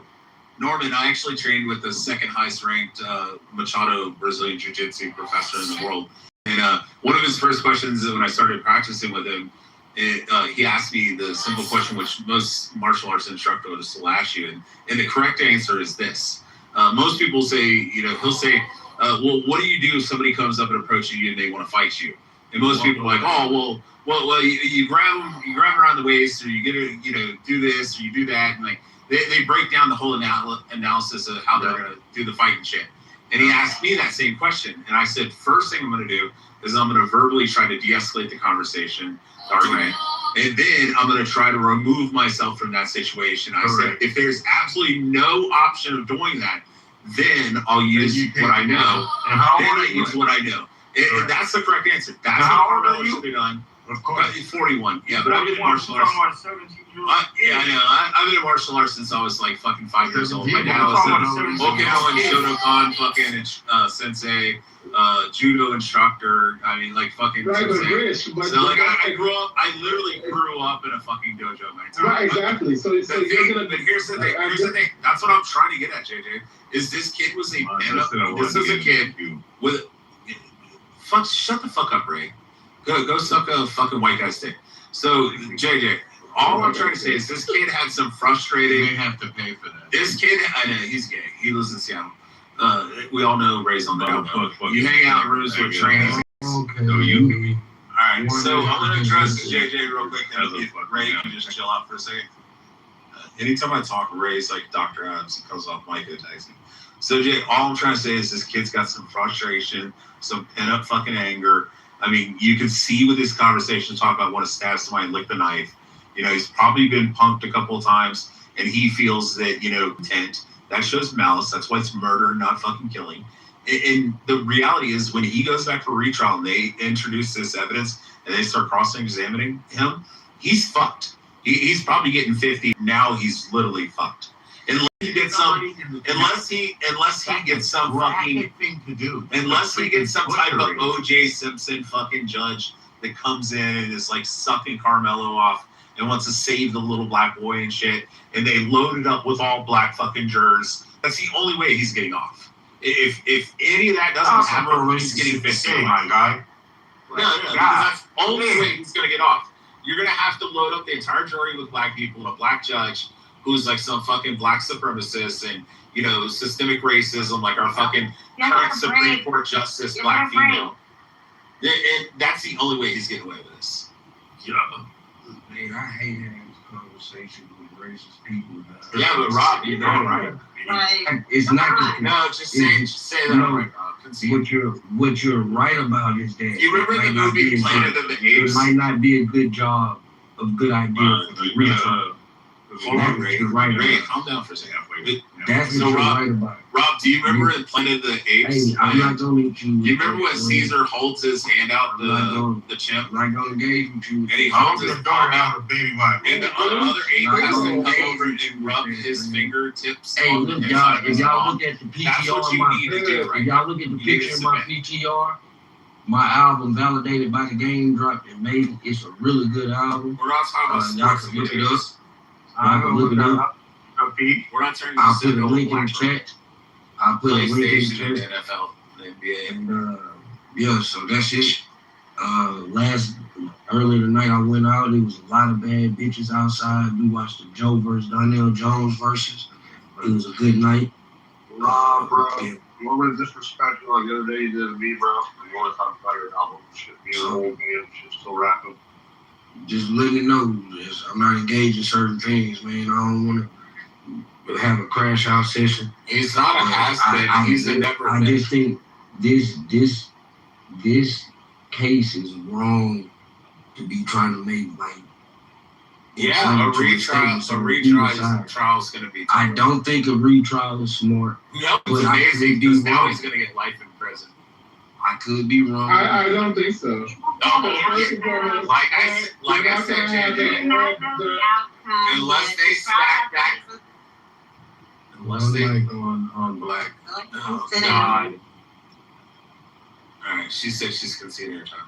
So unless they get a black judge and some fucking black supremacists and load the fucking jury with black people from the fucking hood. Wait, Rich. Unless So they're you're all from the comfortable, hood, Rich. none of So them are you're gonna take this up. comfortable, Rich. Are you comfortable with having an all-white jury in a case where one of the parties involved was a known racist?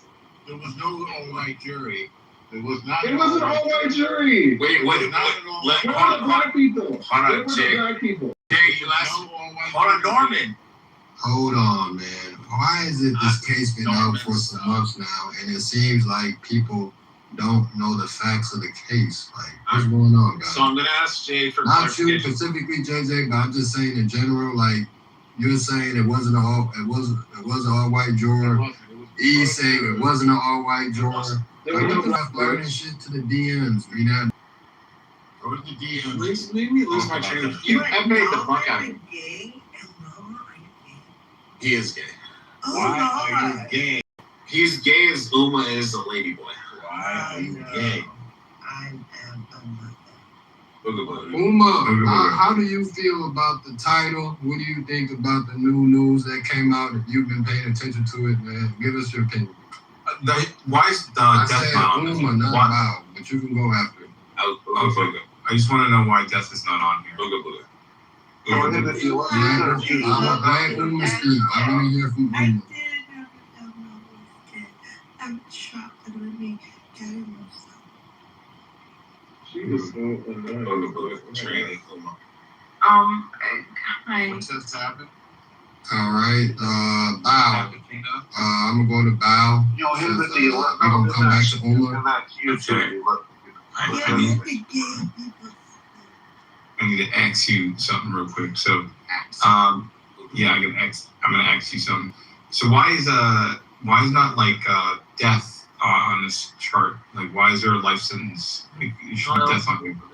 You think Because it doesn't meet the death penalty qualifications, man. It's very hard to actually get a death penalty conviction in Texas. Okay, well, like, can we just put it up for a hypothetical? That's nowhere remotely near a death penalty situation. When another person stabs another person and then kills them, yeah, absolutely. But he's 17 and he's uneligible for that. I mean, that was my understanding. It doesn't matter. You should see what it's like young kids. Y'all know it would have to be a capital crime.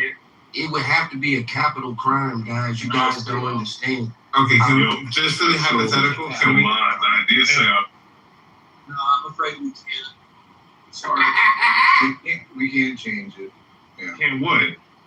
Yes, you can.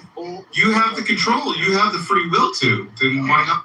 No, I don't want to. They have to be 18 and it has to be a capital.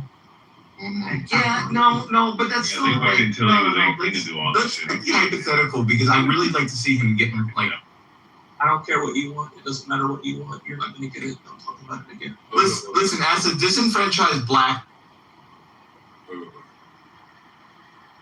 It worries me when I see people advocate for or be excited that Carmelo got 35 or say something like he should be killed or something like that. When you have, if you look up the murder cases in Texas just this year, they are actual heinous crimes of like weeks of premeditation. And we're talking, and majority, the sentences are insane. Yeah, they all should have got 35. I'm 15 years. I mean, for killing, 15 years for like intentionally killing like multiple people. And but New we York have this. gives like hold on a second. pedophiles like 3 years. And then we have this, but and look there's at the this case awkward- that's on. I'm surprised you haven't talked about this, unless you did and I didn't hear you, about the case that's happening right now with the woman in Massachusetts and the difference in state law. I mean, the burden is on the state in Massachusetts to show the distinguishing, her ability to distinguish between right and wrong. Oh, the Lindsay Clancy? Yeah, that's on trial now. Oh, yeah. But the burden of proof, I mean, it's you see the difference in the states and how they approach criminal trials and in Massachusetts, the burden is on the state to show that she could distinguish between right and wrong. Not on her. Right, and that's So what, and that's what I get, and that's true, especially because, you know, like the way that they have first, second, third degree murder, and just in Texas, it's only murder, and then there's other things. But what is frustrating too is that this just wasn't a clean, like it just wasn't clean. There was so much questionable aspects that it's supposed to be beyond a reasonable doubt, right? And you can't, and for one of the things that I hear a lot and often brought up is the statements that Carmelo made, saying that they were provocation. If you try to differentiate between conditional warning statements and provocation, just like place them out. Just say, listen, you better leave me alone or I'm going to call the police. That's not going to be provocation. If you touch me, I'm going to defend myself. That's not provocation. If you come here, I'll defend myself. That's not provocation. Take one more step and touch me. And do you ever watch? Hold on. Everybody hear me speaking. Sorry. Hold on. And I understand that everybody has their opinions about this, but let me just finish and get this out, okay? The point is that you can't tell, especially with kids, the way that they talk. People say that all the time. I've heard that a million times. The kid, go ahead, touch me and see what fucking happens. See what fucking happens. I'm gonna defend myself. You think that you're gonna come? You think that you're just gonna hold on?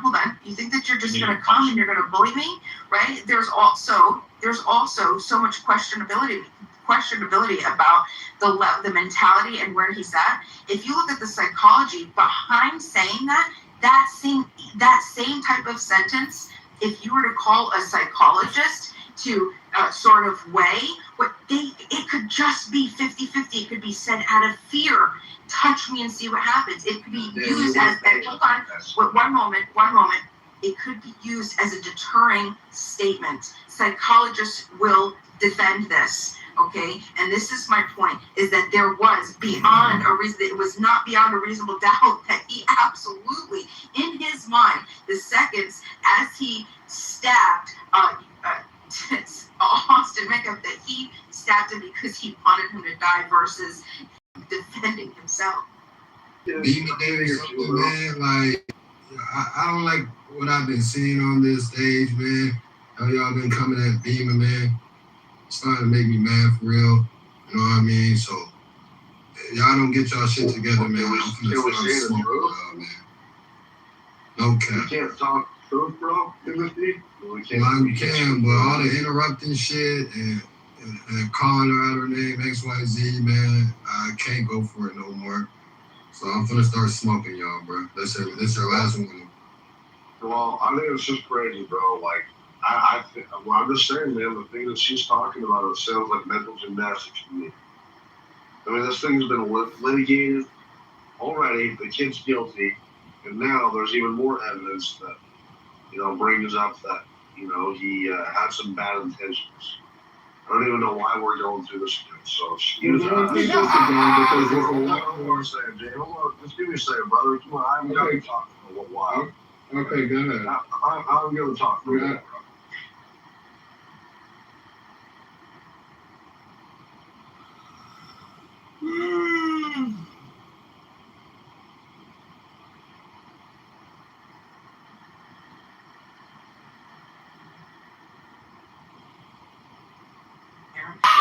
Any of you. Quality It's of okay. conversation maintenance, I'm Jack. perfectly okay with that. I'm perfectly okay with you absolutely hating my guts. One second. Just hold on. Okay, I'm perfectly okay with you hating me. I'm perfectly okay with you disagreeing with me. I'm perfectly okay with you thinking whatever you want to think about me. But one thing is that if we're talking, we're discussing a topic, try to insult, and you're demeaning and you're just dissolving the entire level of the quality of the conversation. Don't worry about who I am or what I am or what I be. Just if I say something that you disagree with, if you have an argument, address the argument and respond. I don't think that anybody, and this is another thing, I know that sometimes we talk to each other and you guys hear people attacking each other, but that's nothing that I really would want, and I don't want. We want civil debate. We want to have conversations. We want people to feel safe to also express their opinions. And when you have people who constantly attack people, insult people, dehumanize, it's a bullying behavior to try to get them to not speak up. And then they feel like they're too afraid to express their ideas, and then we all lose. Okay, so I'm just asking everybody, it's okay to hate me, and we want the disagreement, but please just stay on topic. That's I want to back what Pete is saying. Oh, sorry. Well, I'm just gonna ask Beema, why haven't you voted in the poll? Please vote. Go ahead, man. Oh, yeah, definitely vote. We want this not just to be, I know, the safe space. We're not doing that, but what we are doing is everybody gets to express their opinion and let it get it all out. Whatever that shit is, doesn't really matter. Okay, so if they want to just let their submission be what it is, you leave it as what it is. You don't go personally. You don't get all nasty. Just leave. We don't like it. And I agree with Beema. Let's let it go. I agree with this one. Just know, Beema, for every hater, You guys have a queue? You've got so much more. I think it's just popcorn now. For every hater, you've got so much more people who like and respect you, especially being, kind of a minority voice in this kind of, conversation. This is the thing. First and foremost, how is this shit justice? Because, Mountain was saying, well, why are we even talking about this? We're talking about this because this guy was, Carmelo was clearly railroaded. This was clearly unjust. You're entitled to a jury of your peers. How the fuck is it your peers when there is a young black child in an altercation because they had expressed racist rhetoric before? Like, he was a racist. On earth, is it just a jury of your peers when there is no black person? We know, like, statistically, that their implicit bias is real. That's why representation is important, because when you just have, and in the context of the details of this case, with there being a black boy and a white boy, and the white boy was killed. So literally, the white boy was killed, and you're gonna put a majority. Okay, you can say what? The will tell you that. Okay. So, to the pool of the jury, how many people were in the jury pool when you sat? Average, what do you think is a jury pool when they pull in? There were Ballpark, what do you think? I think it was like 50. Okay, say 50, 60 people come in the jury pool, and then people will use their excuses why they don't want to be there. And then they do the voir dire, right? They start asking the questions. So what do you remember being asked when you're sitting there in that pool of 50 people? Do you remember the questions? I don't remember. I really don't. This is a long time ago. I don't like juries. Okay, but there's basic questions, regardless really what state you're in, they're going to ask often the same questions, and people will have the excuses. Moms have, obligations they try to get out because they have the young babies, or people have work obligations, and people have different excuses. Some have medical excuses, but then they narrow that pool down to 50, 60 people, and people start getting dismissed, and then they ask if people have a problem being unbiased, and whether they have biases, or if they have relatives that are police officers, or they've been a victim of a crime, and if they could be unbiased in a case. So they weed out more people leave, right? That initial pool possibility, in that scenario, in that case, they also wanted to dismiss people that worked in education because they felt there could be a bias. And there were 3 black jurors that in the pool that, if I recall, and you can find there's Archie would have a bias, and I think the other 2 were teachers. Which then it's Texas, where there's a big Hispanic community. There's an Indian from India. There's a big community from India in that part in Frisco, Texas. So there were several. There were people that were brown that were on the jury. Houston has the largest Indian population. So just go through, just go through a morning of being in a jury pool and what I just broke it down to, and how many people are left to then choose from. And when you go through you then go through those and questions. You only make up 11.8% of the population. So does that seem like there was a bias to you, or that's how the jury pool started to weed out? Houston have to use Indian population. Houston have to use black population. This is Dallas. This was Dallas. This wasn't Houston. It was Dallas, and it wasn't Dallas. Highly, it was Frisco. are you saying a huge black population or a Nigerian population? Because they have the highest. There's a high. This was north of Dallas, correct? The second largest population Nigerian outside Nigeria. This county was north of Dallas. It was a county. It's a county north of Dallas. And you look at the population, but I just went through. Have you sat on a jury? Whoever I'm speaking to, have you gone through jury pool and watched this? I have been through a jury 2 times. Okay, so do you remember? Was it 50, 60 people black when you went to the pool in the morning? How many? About 100 people. And were you in a big city or county? Where'd you do it? Were you in a Santa Clara County. Okay, Yeah. So then they start going through the people that have exemptions or have the excuses. And what did it whittle down to when you said 12 people. Right, but when they went through voir dire, before they even got to the questions about biases, or if you're related to a cop, or if it's a civil trial, how you feel about insurance companies, or if you've had an accident, all those questions. But before they get to that, people that have work excuses, or family excuses, or medical excuses. So that 100 people, that pool gets whittled down by the time they start choosing eligible for a particular trial. Do you remember that happening? Yes. So the county where this was in is the town was Frisco, which is what the population, but it has a big population from India there and a Hispanic population, as well as whites and as well as blacks. So when they went through that pool, what was left in the pool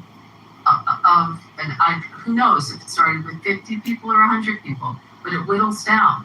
So again, I'm asking where the bias was. Well, the thing is, right, but Abby, but I think what you're not taking into account is, well, first of all, before I even mention that part, because the city of Dallas, it's specifically not the city of Dallas, and it's a county that's north of Dallas. So you have to look at that county because that's where the pool comes from, not the city of Dallas. It's a different jurisdiction. Look at the jurisdiction where the trial.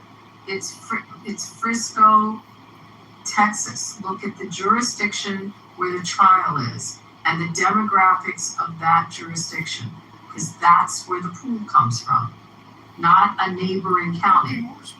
Okay.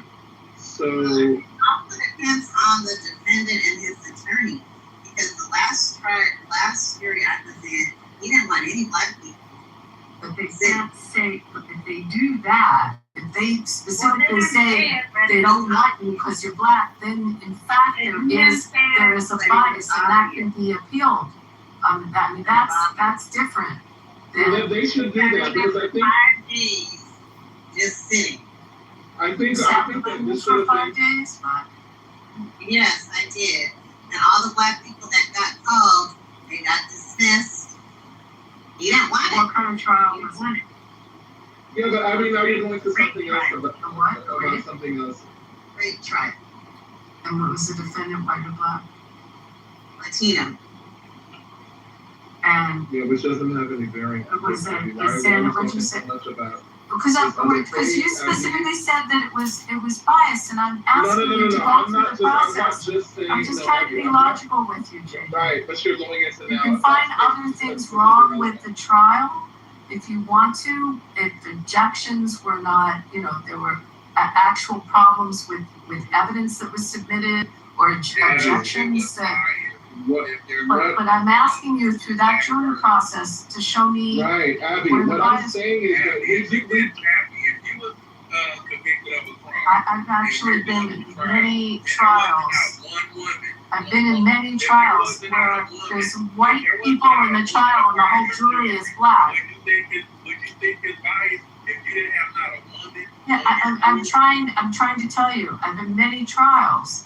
And I've in the city of Philadelphia, where the litigants are all white and the jury is all black, because that's the rule in the city of Philadelphia. That's who you get postal workers. I mean, you think about who shows up for jury duty and who likes to sit on juries and doesn't want to go. I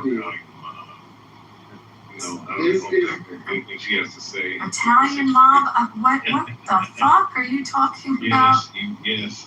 Italian mob. I'm not Italian. I know you're not. I just know that I you work with. You ain't never seen an all-black jury with a all I'm saying is that what you're saying right now. This is pretty funny, isn't it? You're a nerd. You don't even know where I work. Number one, and no, you don't. No, you don't. No, you don't. You don't. You don't. No, you don't. And again, there are trials. It matters where the jurisdiction is, guys. So what's Frisco, Texas? So JJ, what's Frisco? What's Abby, Abby, I see what you're saying, but you're trying to filibuster to not allow me to say what I'm saying, which is really relevant. I understand what you're saying. I'm not saying it doesn't make logical sense. What I'm saying is that it's undermined by the greater argument, which is that this case involves a clear racial element. Obviously, this is a black boy that kills a white boy. Okay? You just have that as a fact. On top of that, there was a past of and evidence that they knew about Austin saying racist things. Okay? So clearly, this is somebody who could have had. Where did that come up? Where did that get objected to in trial? Was it brought up in trial? I'm curious, JJ. You're bringing it up, so I'm asking you. There was evidence submitted in trial. Was that something that was submitted by the defense and objected to by the prosecution? When was that submitted and objected to? No, it doesn't matter. Well, but you're saying it, so I'm asking you. Someone else might want to ask on this. Like you're saying it. When was that bias? When did that occur? When was that not allowed in court, or was it objected to? Abby, it doesn't matter. Well, no, because what I'm saying is that the jury, it doesn't matter because my point is that the jury this case was won during the jury trial or during the jury selection. Because if you literally have a case with a black boy that kills a white boy in Texas, under Trump's regime, and there was a racial element, like of racism, like there is no way that this could be that this could be argued fairly with 0 black jurors. I don't care that there were 3 teachers there who were dismissed because they were teachers. They should have said, you know what, we can't get a fair trial in this county and moved it to a different jurisdiction. They do that all the time.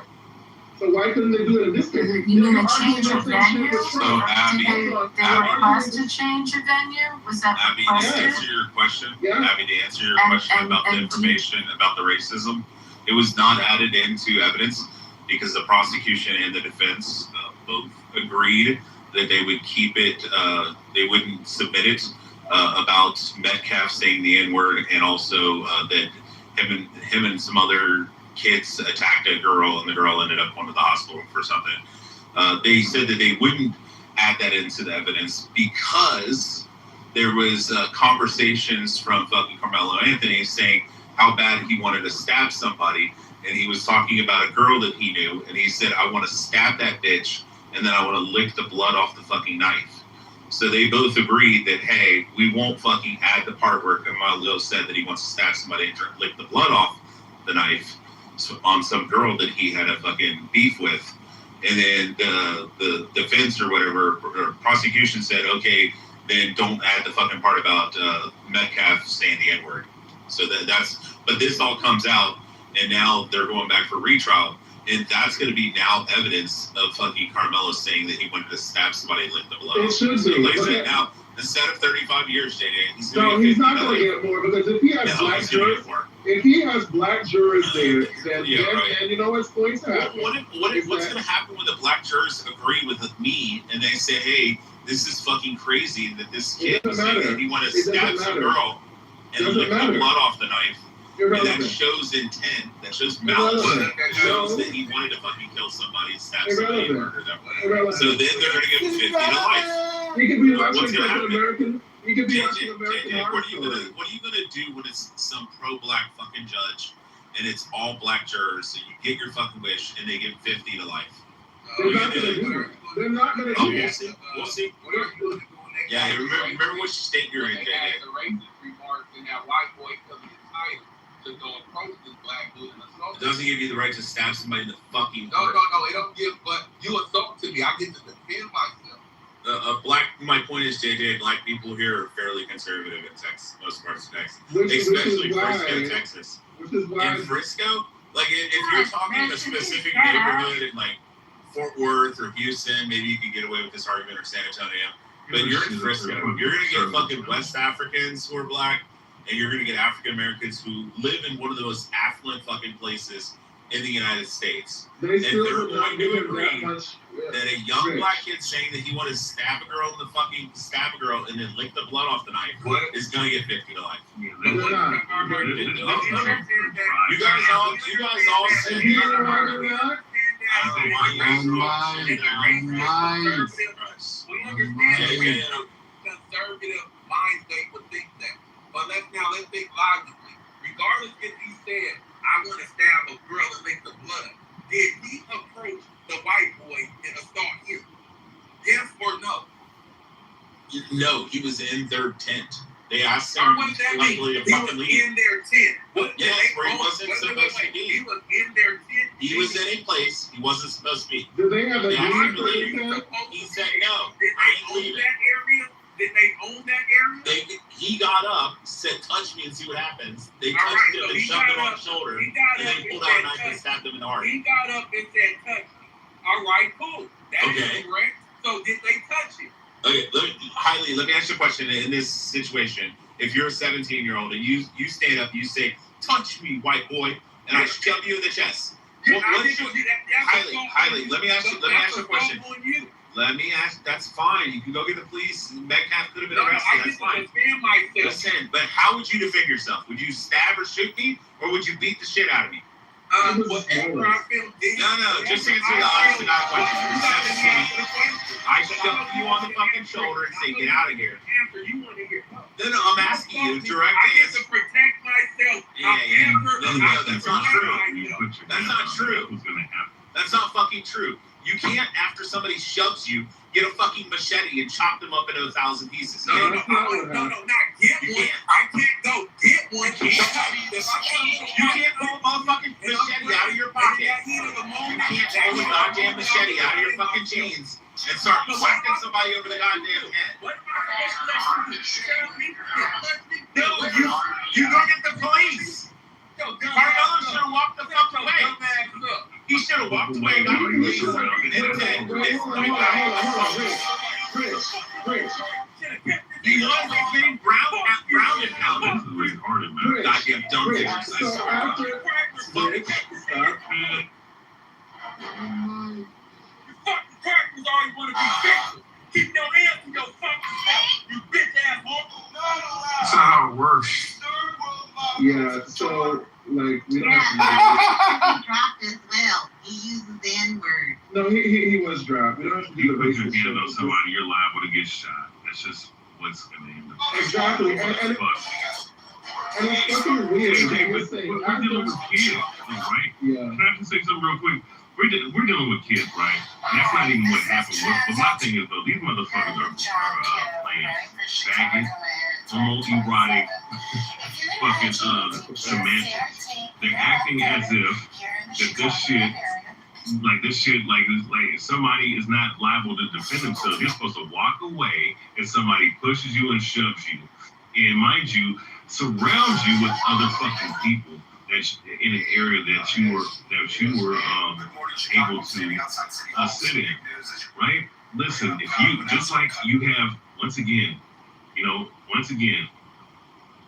if you are a fucking woman, right, a grown woman, most of the time, if a man walks up on them, they're gonna pull out that 44 Magnum because that's what a lot of these broads carry in their purses, and they're gonna say, "Back the fuck up before I shoot you," right? Now, if we're dealing with kids, a lot of kids who are smaller than other guys, right? A lot of motherfuckers carry knives, all right? No matter what fucking school it is, all right? So, if you understand that, all you need to just understand is that you need to keep your hands to yourself. Only a fucking dumb. Yeah, we know that. You don't stab people in the chest. Keep your hands to yourself. What don't you get? Special guest, James, President James, long time. He has murdered a black male before. He has killed a young black male before in self-defense. He's a true self-defense patriot. Go ahead, James. Give your opinion. Patriot. Is there any documentation on this? I'm kidding. No, the way I would say it is that we won't put our hands if you're a full person, but if you're 3/5 the person, we're going to put our hands on you. Wow. Yes, Timothy, there's articles on this. I've read the articles. I've heard the full story. He was out delivering Uber Eats to young black juvenile males. Can you drop it in the chat or in our group chat, in the chat? I want to read on it. Yeah, I will. Thank you. James, you look like you're about to say no. So what? He got attacked. I'm still not over the fact that this fucking President, go ahead. I want to hear the story. So, President, tell your story, please. I want to hear about it, but I still want to see the actual article, so we will get that from you as well. Yeah, Timothy, did you clock that he said if you're 3/5 of a person that he could do that? I did not catch that, so I would like to. I caught it. I would like for him to grab the mic. He's there. These Neanderthals are talking crazy. Grab the mic, nigga. Like Dr. Fauci. Oh, That's racist. Go ahead. Be real, man. He did not plead the fifth. He's pleading the fifth, man. I'll tell the story. Hey, it's funny when it comes to white people, they got every excuse. Come to black folks, they always try to bring up some bullshit. Tell the story, big bro. I want to hear it. He was in the mean streets of St. Louis, working as an Uber delivery driver. He's waiting outside a restaurant for the food. He's sitting in his car. His AK, I think, is either in the back seat. Yeah, it's in the back seat. Two black guys come to his car. They're at his passenger door leaning in, like, yo, get the fuck out, blah, blah, blah, yelling at him, pointing a gun at him. And then as they walk around the rear of the car to approach him in the driver's seat, he stealthily retrieves his AK in his back, or his AR-15 or whatever it is. And then he murks one of them, and the other one runs off.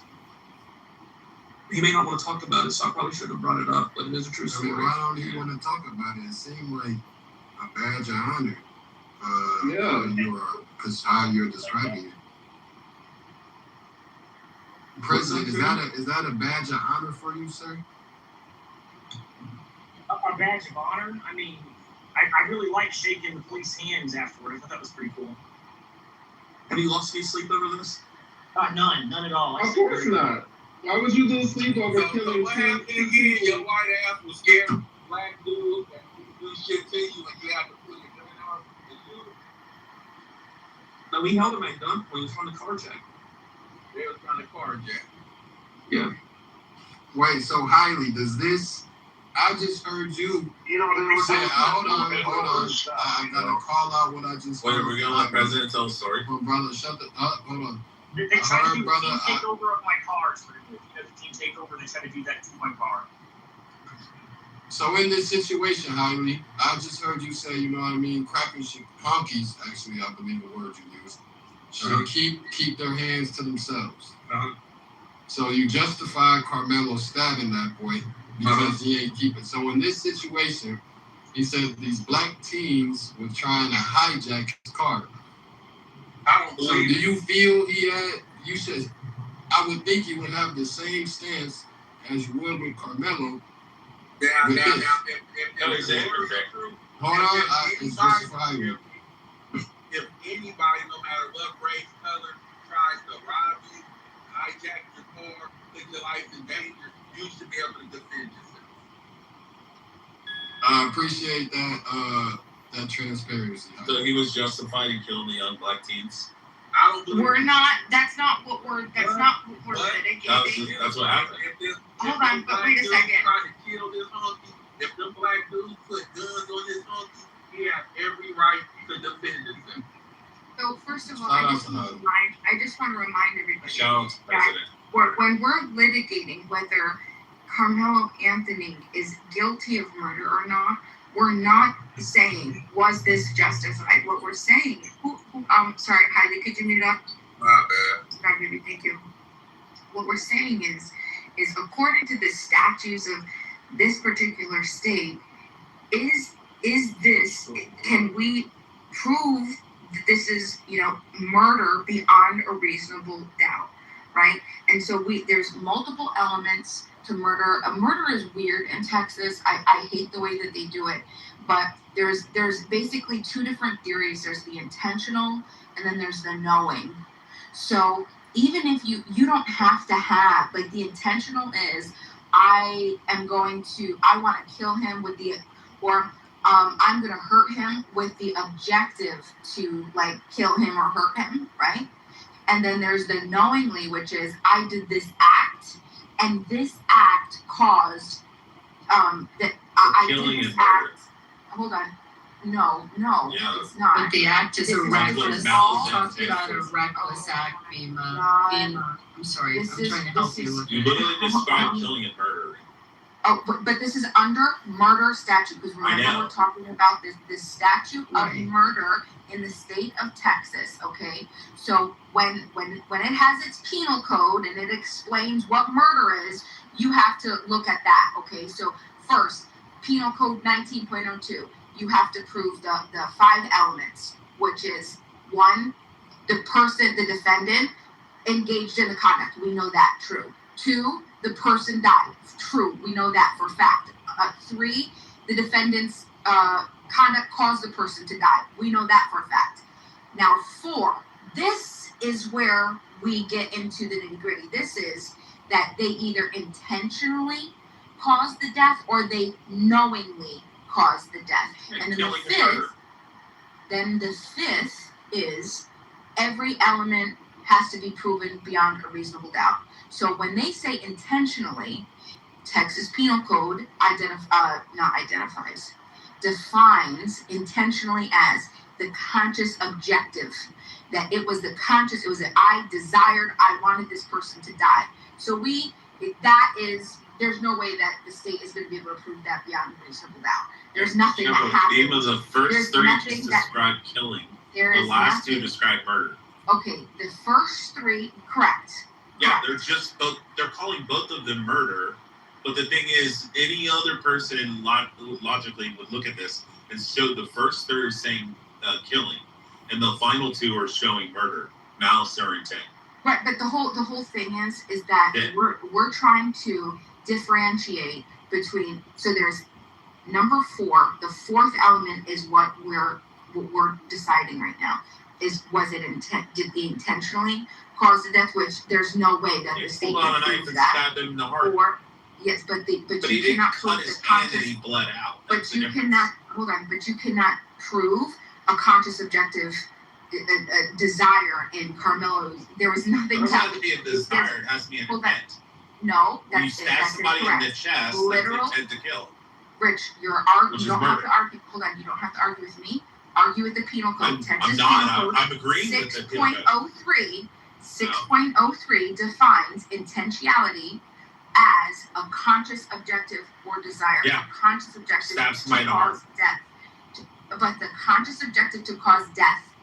Okay, that's how Eva, intentionality. if Ray and I are having a fight, I'm trying to show you. If Ray and I You're are not. having I'm not. No. You're trying to show me nothing. 19.2, is it 1902 is what you're reading? No, 1902 Texas Penal was Code. 1902 B1 was the what murder is, right? Just murder. Okay, so And that first degree what the murder is prosecution has to 1902. prove. The 1902 is first degree murder. Right. Which is Well, there's no intentionally first or degree, knowingly, second. There's no first degree murder. It's just intends to cause serious bodily injury and commits an act dangerous to human life. That's first degree. The manslaughter, there is no first or second degree. It's just we're murder. calling it first, but under 1902.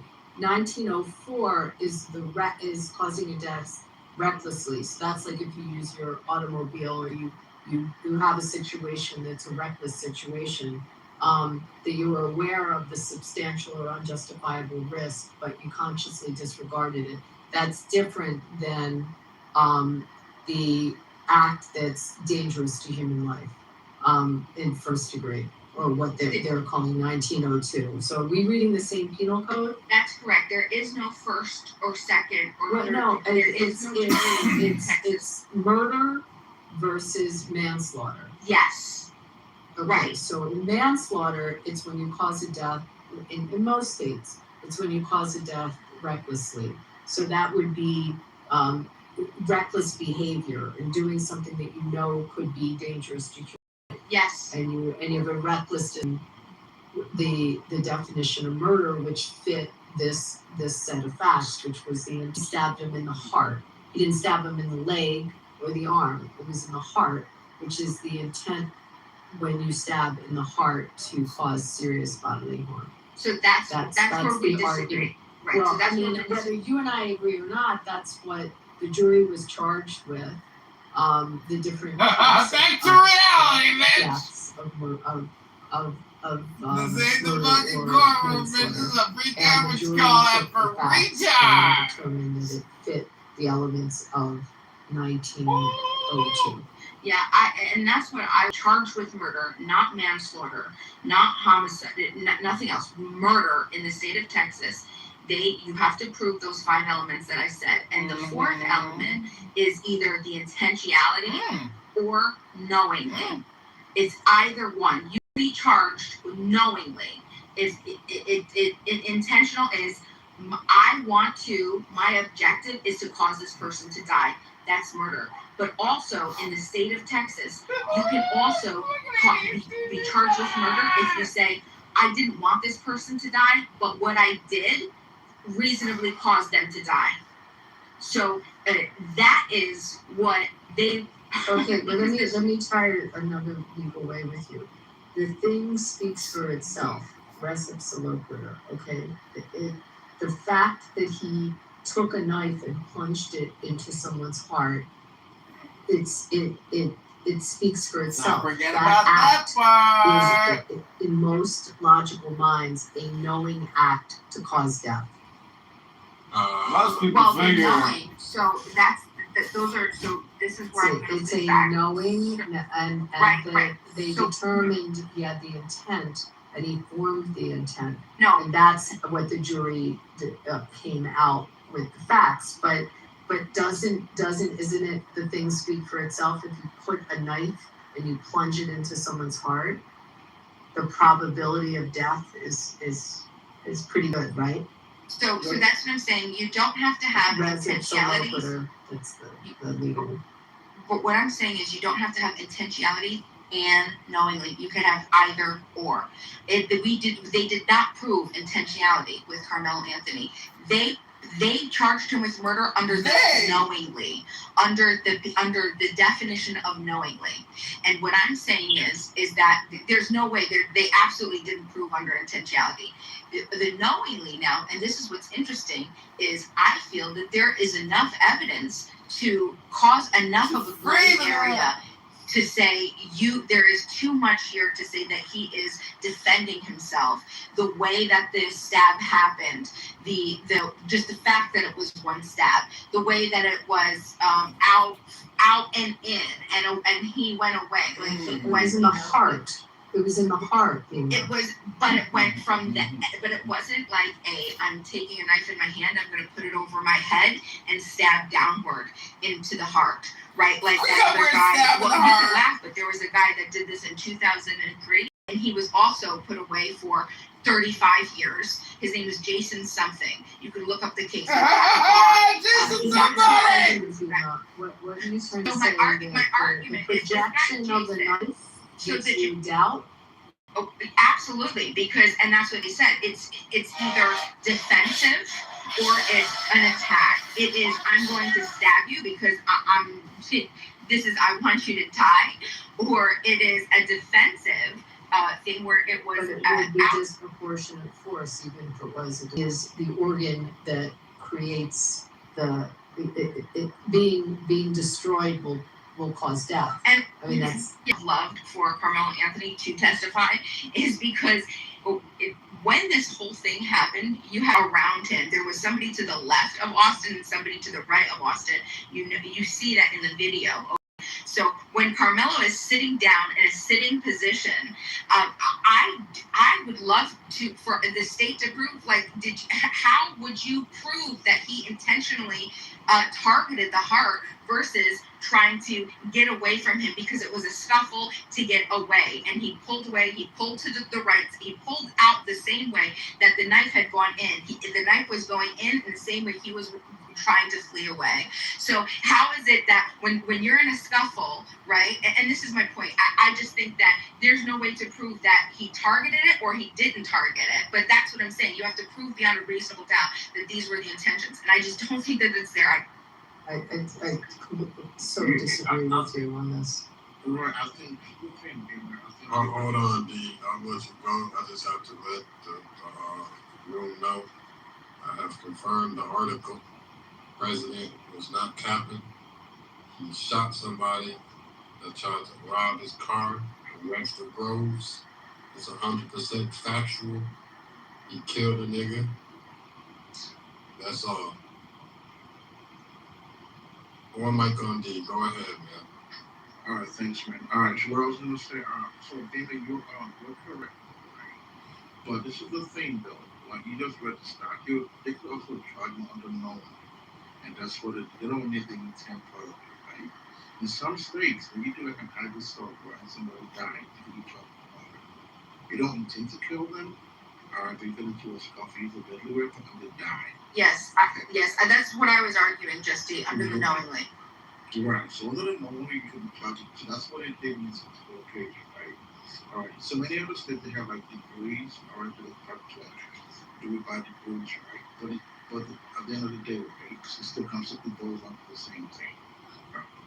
Hey, man, my bad, D, but I was just thinking about it, man. Hey, President, man, put in an application, man, for the President House, Trump House, the shooter's position.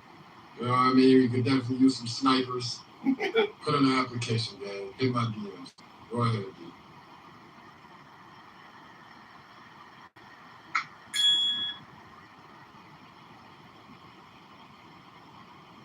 So, Justy, did you follow what my argument was? I definitely don't believe that there was under intentional. You can't. There's no way that the state would have any way to prove intentional. But specifically, the second, the knowingly, that's my whole thing. Is you still need the under knowingly. You need the intent to cause serious bodily injury, plus the dangerous act, plus the death. Or to that's what he died towards, and it was lateral. You can't. It causes. And what I'm saying, and this is the last thing I'm going to say, is that it causes it. There is reasonable doubt now. There's no reason. What about this text message? Yeah, I mean, Beaver just brings up, now you have the additional information that'll come up in the next trial that shows that he had the intent and he had formed intent to stab. But But there is right of stand your ground because he committed a crime by bringing the knife onto the school property, and under Texas law, you forfeit the stand your ground. I mean, the judge cut him a break and still gave the instruction to the jury of self-defense, but there was an argument that he may have forfeited that under Texas law. No, they called a police officer, legal, to explain that it was against policy, but it was not illegal because of the size of the knife. So it was just for clarity, they called specifically to to testify whether it was legal or not, to ask that question, and law enforcement clarified it was not illegal, it was just against policy. And I think we may go on to something here, but I think what happened was right. So they have enough resources, right? Because the only kind of rule, if you're gonna argue Beamer, they would have to get an expert, right? They're an expert to actually prove that. Maybe that might have come out of the wooden knife went into the body, it wasn't intentional. I mean, that could be an argument that's been made. It's a bigger than the trial, right? But my whole point was they could easily have charged him with the same murder charge, even without being intended under the knowing charge. Because that's spelled in different states, right? If you back your arm far into someone, right, you knock them over and then you break it off before they die. All right? You didn't intend to kill them, all right? But they died. You're going to be charged with murder. It's the same thing, So, but if you have a good attorney, right, you could probably downgrade that to like an ag manslaughter, and you give him like 20 years to life. I think that's the best we can offer for this kid. All right, if he gets a new trial, get like experts on the stand to actually prove that. Maybe it could be like a downgrade. Well, so just to clarify, right? Because it's something that Abby said there, right, with Gary Beamer, and I think she intentionally misrepresented that. You disqualify self-defense by being the aggressor, and so there's no such thing as any one of us being attacked, and then we're defending ourselves, and even by the brother's own admission in an interview, they snatched his book back. That can be considered robbery and also can be put on the table for self-defense. And this is the reason why we don't want to be judged by no white people there. We are not peers. We don't share the same culture, experience, and idea, because that is a confirmation slant on how she is describing that there.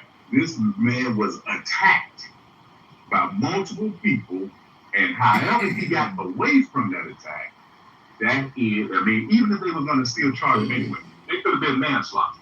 They could have been an involuntary manslaughter. But murder is definitely intentional, so they already slanted the jury in that direction. So, but I'm asking the legal people, though, I mean, whoever would know it better than I'm articulating. All right, sure. This is the problem with what you just said, and I'm also. So, I don't know if the look back that you just said came up with fire. I mean, I've never heard that, and she just look back from it.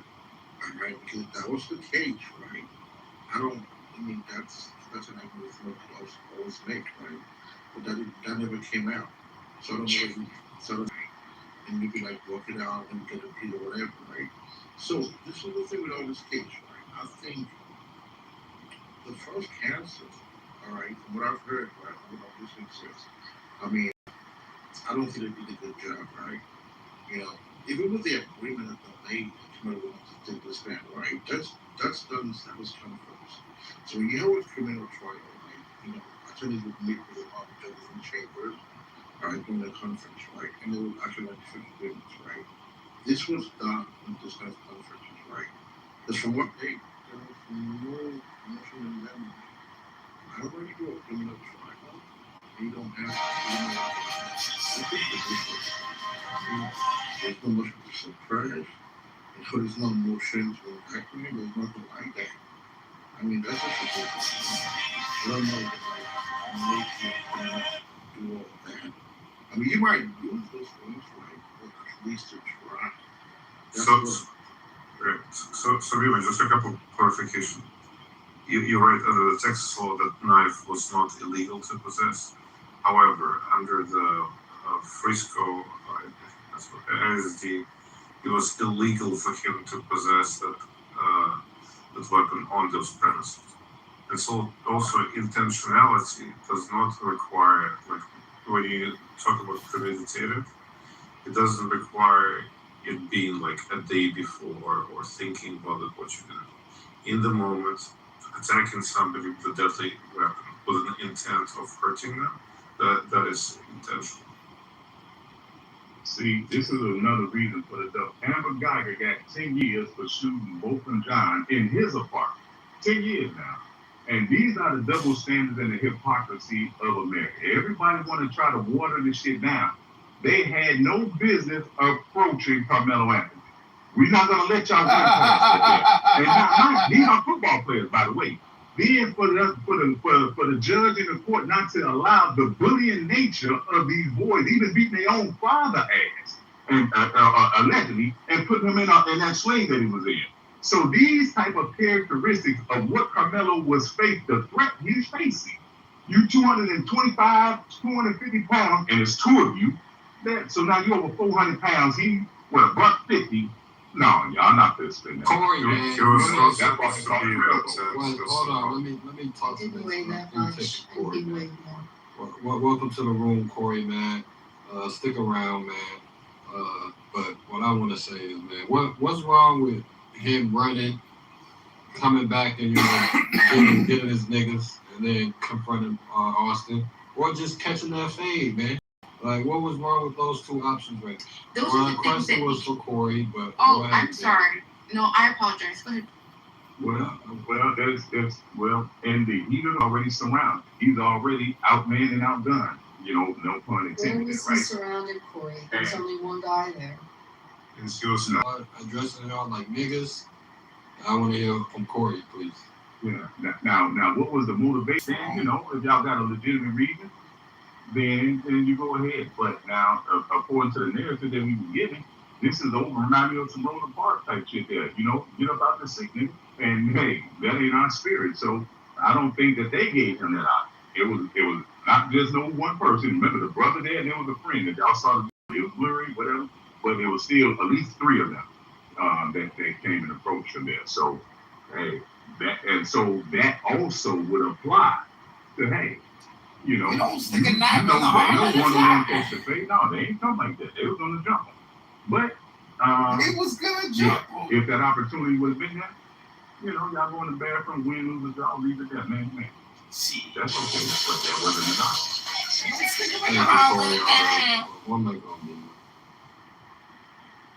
Oh no, I appreciate it and I apologize. I didn't mean to jump in there, Corey. The one thing that I wanted to say was I hope that this is clear. I don't want anybody to think that I'm advocating for anything.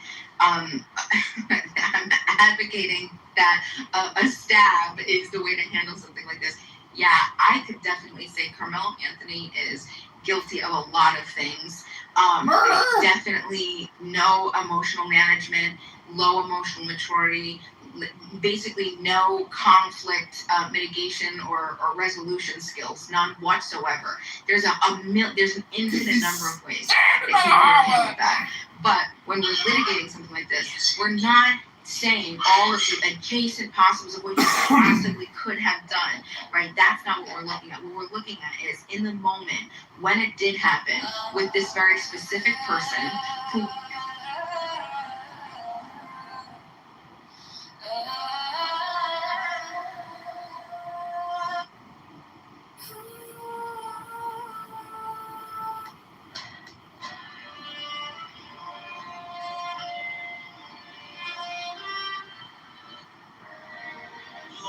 my son hath been this digression from the play.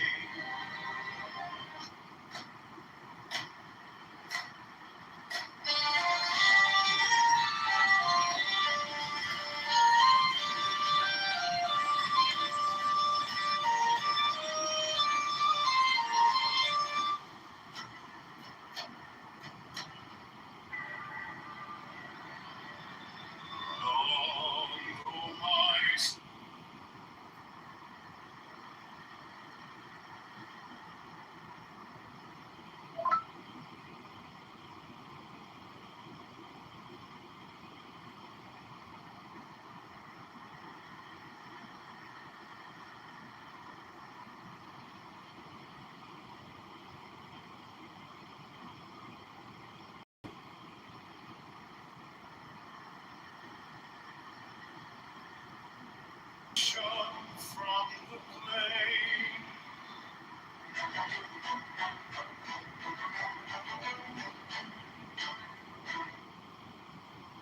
Consider the bond or a crook.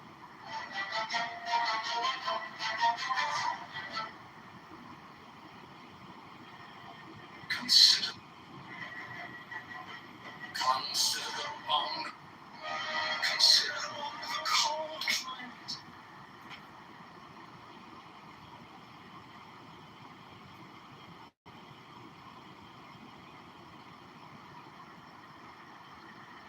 The cold climate. How it makes man a slave, he must have shelter. His moral force waxeth, so that he is master of such men as live in lands of sun, where bodily needs are satisfied without struggle. Consider also him that willeth to excel in speed or in battle, how he denieth himself the food he craveth, and all pleasures natural to him, putting himself under.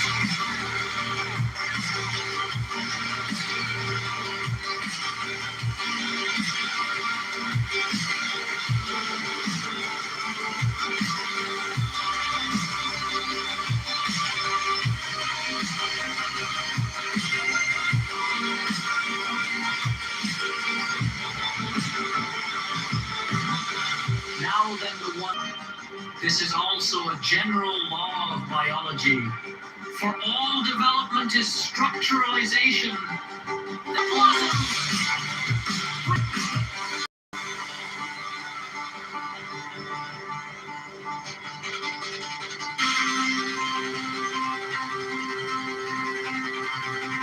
There shall be no company in every man and every woman. Right, right, against the wall. Together, fighting for each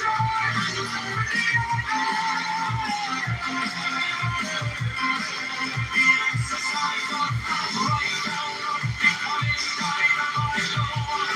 By custom there shall be no punish. Neither by loss or containment of liberty, of life, of love, they shall not respect.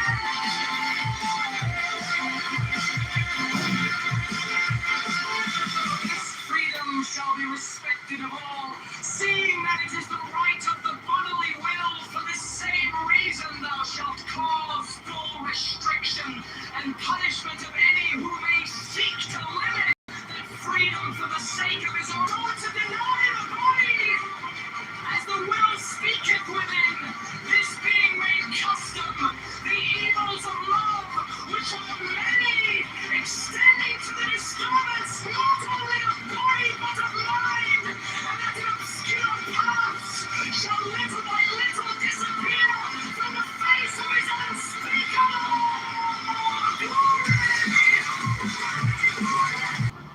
Understand true wills. Therefore, as this wisdom of mine increaseth among mankind, the false will to crime must become constantly more rare. The exercise of our freedom will cause men to be born with less and ever less affliction from the disease of spirit which breedeth these false wills. But in the while of waiting for this perfection, thou must by law assure to every man a means of satisfying his bodily and his mental needs, leaving him free to develop any superstructure in accordance with his will, and protecting him from any that may seek to deprive him of these vertical rights. There shall be therefore a standard of satisfaction, though it must vary in detail with race, climate, and other such conditions. And this standard shall be based upon a large interpretation of facts, biological, physiological,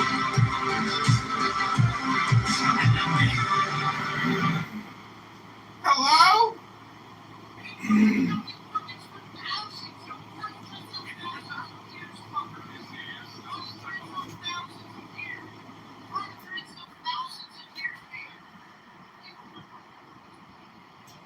I'm in a building right now talking at a conference call app to retards. Hello?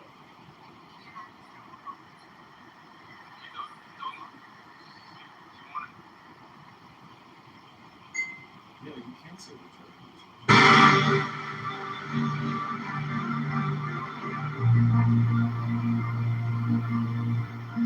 Do not think then that by non-action I'll just fall away.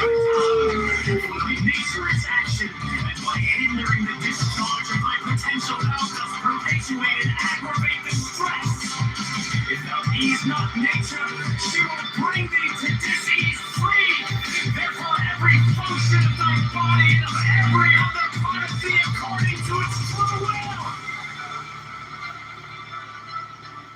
This also is most necessary, that thou discover the true will in every case.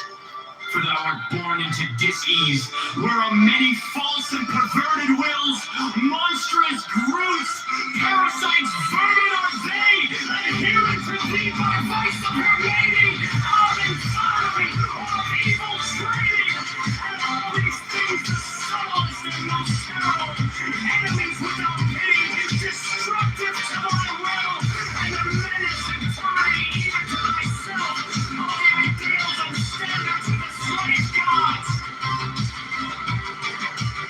False religion, false ethics, even false science. Yesterday,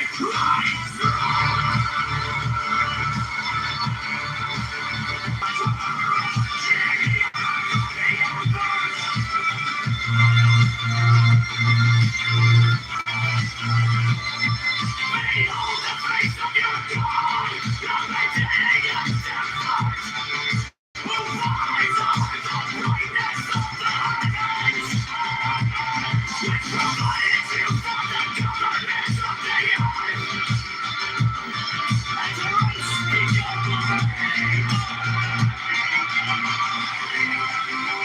And again, Let their bodies, and let there be no creature equal with another.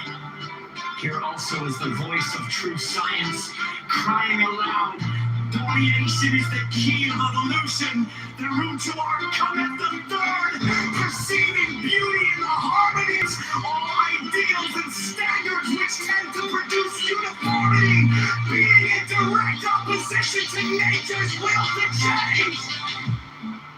Do thou with all thy might of manhood strive against these forces, for they resist change, which is life, and thus they are of death.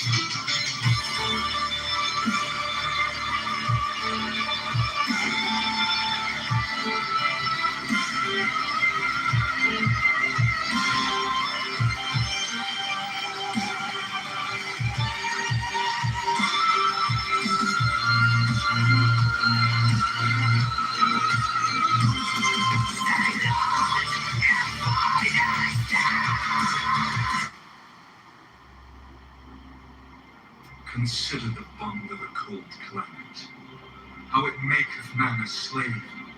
He must have shelter and food with fierce toil, yet thereby he becomes strong against the elements, and his moral force waxeth, so that he is master of such men as live in lands of sun, where bodily needs are satisfied without struggle.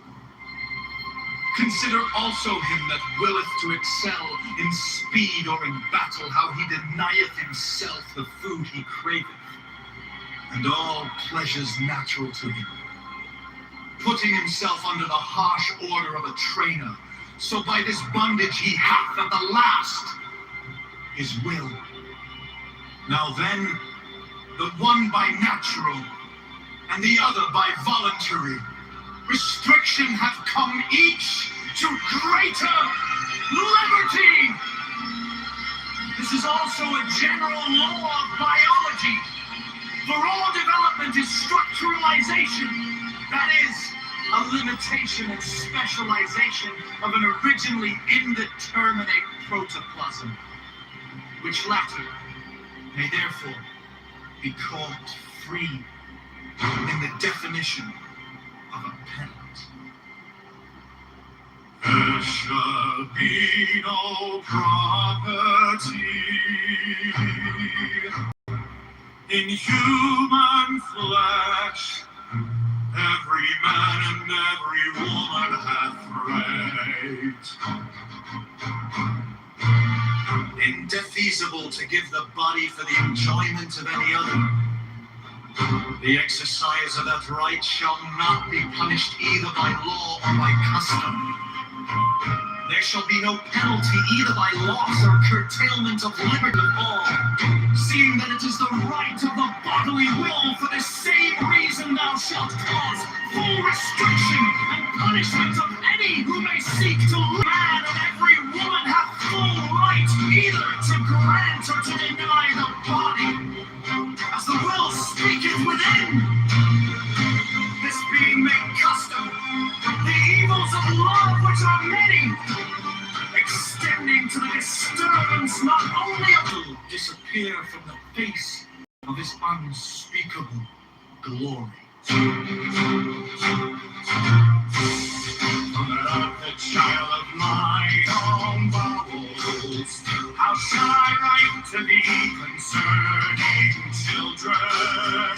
For herein is the guardian knot in our whole rope of wisdom, and it may not be severed by sword. Lord, none of a greater now than sound of the true horn, and it is a violence like that of an egg, and the violence of a Columbus will but crack the tender shell which we must first of all preserve.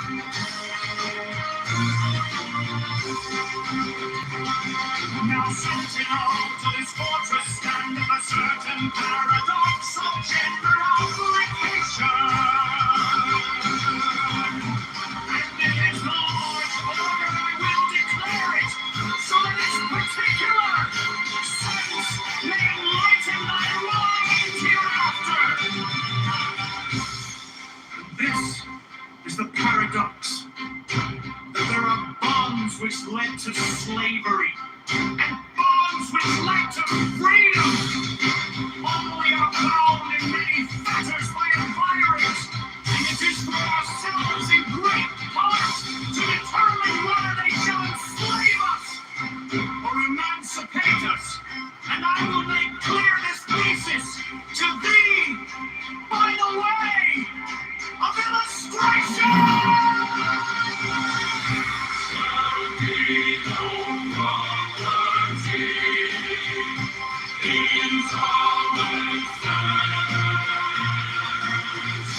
Let each think as he will concerning the universe.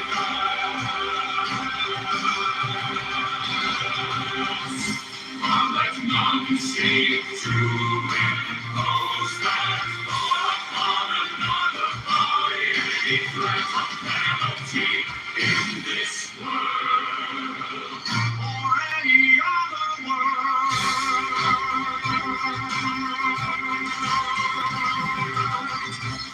Look now, though I enkindle thee to effort in thy way,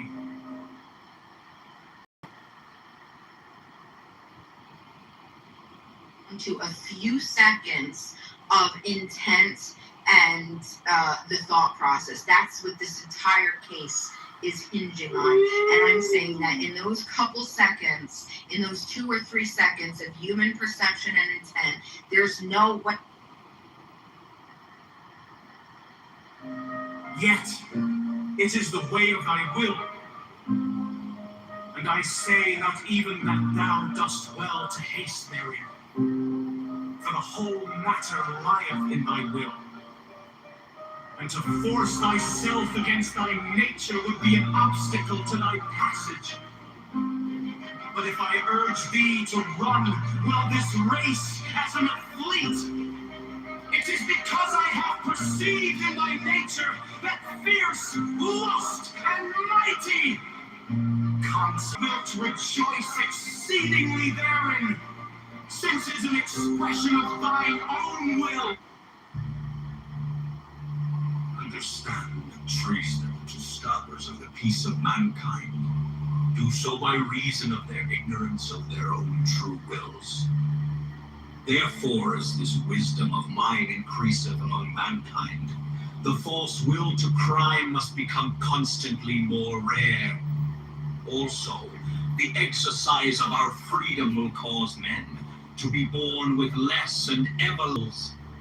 But in the while of waiting for this perfection, thou must by law assure to every man a means of satisfying his bodily and his mental needs, leaving him free to develop any superstructure in accordance with his will, and protecting him from any that may seek to deprive him of these vertebral rights. There shall be therefore a standard of satisfaction, though it must vary in detail with race, climate, and other such conditions. And this standard shall be based upon a large interpretation of facts biological, physiological, and the like.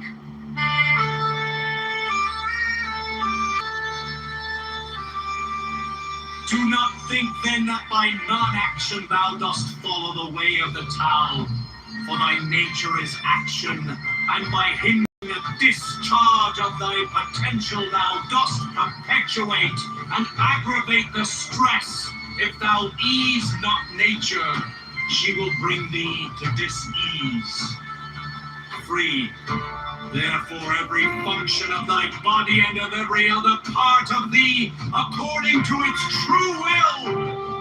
This also is most necessary, that thou discover that true will in every case, for thou art born into dis-ease. Where are many false and perverted wills, monstrous grooves, parasites, vermin are they, adherent to thee by vice of heredity, or of environment, or of evil training. And of all these things the subtlest and most terrible, enemies without pity, destructive to thy will.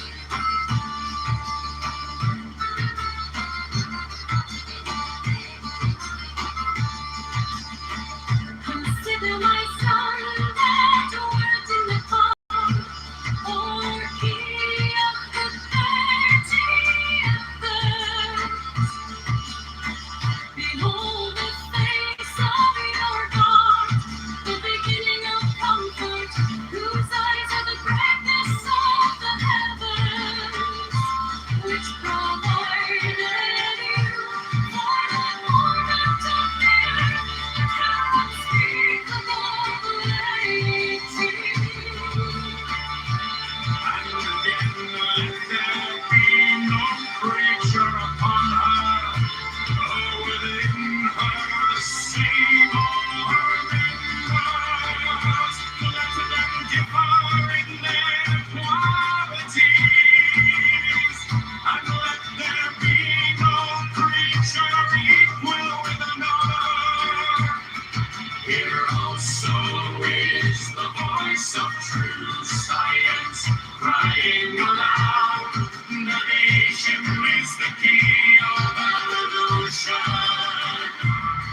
The room to art cometh the third, perceiving beauty in the harmony of the diverse. Know then, O my son, that all laws, all systems, all customs, all ideals and standards which tend to produce uniformity, being in direct opposition to nations' wills and change, and to develop through variety, are accursed.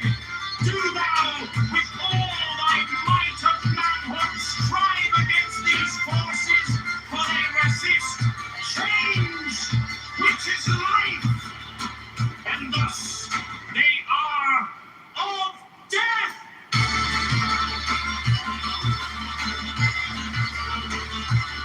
Say not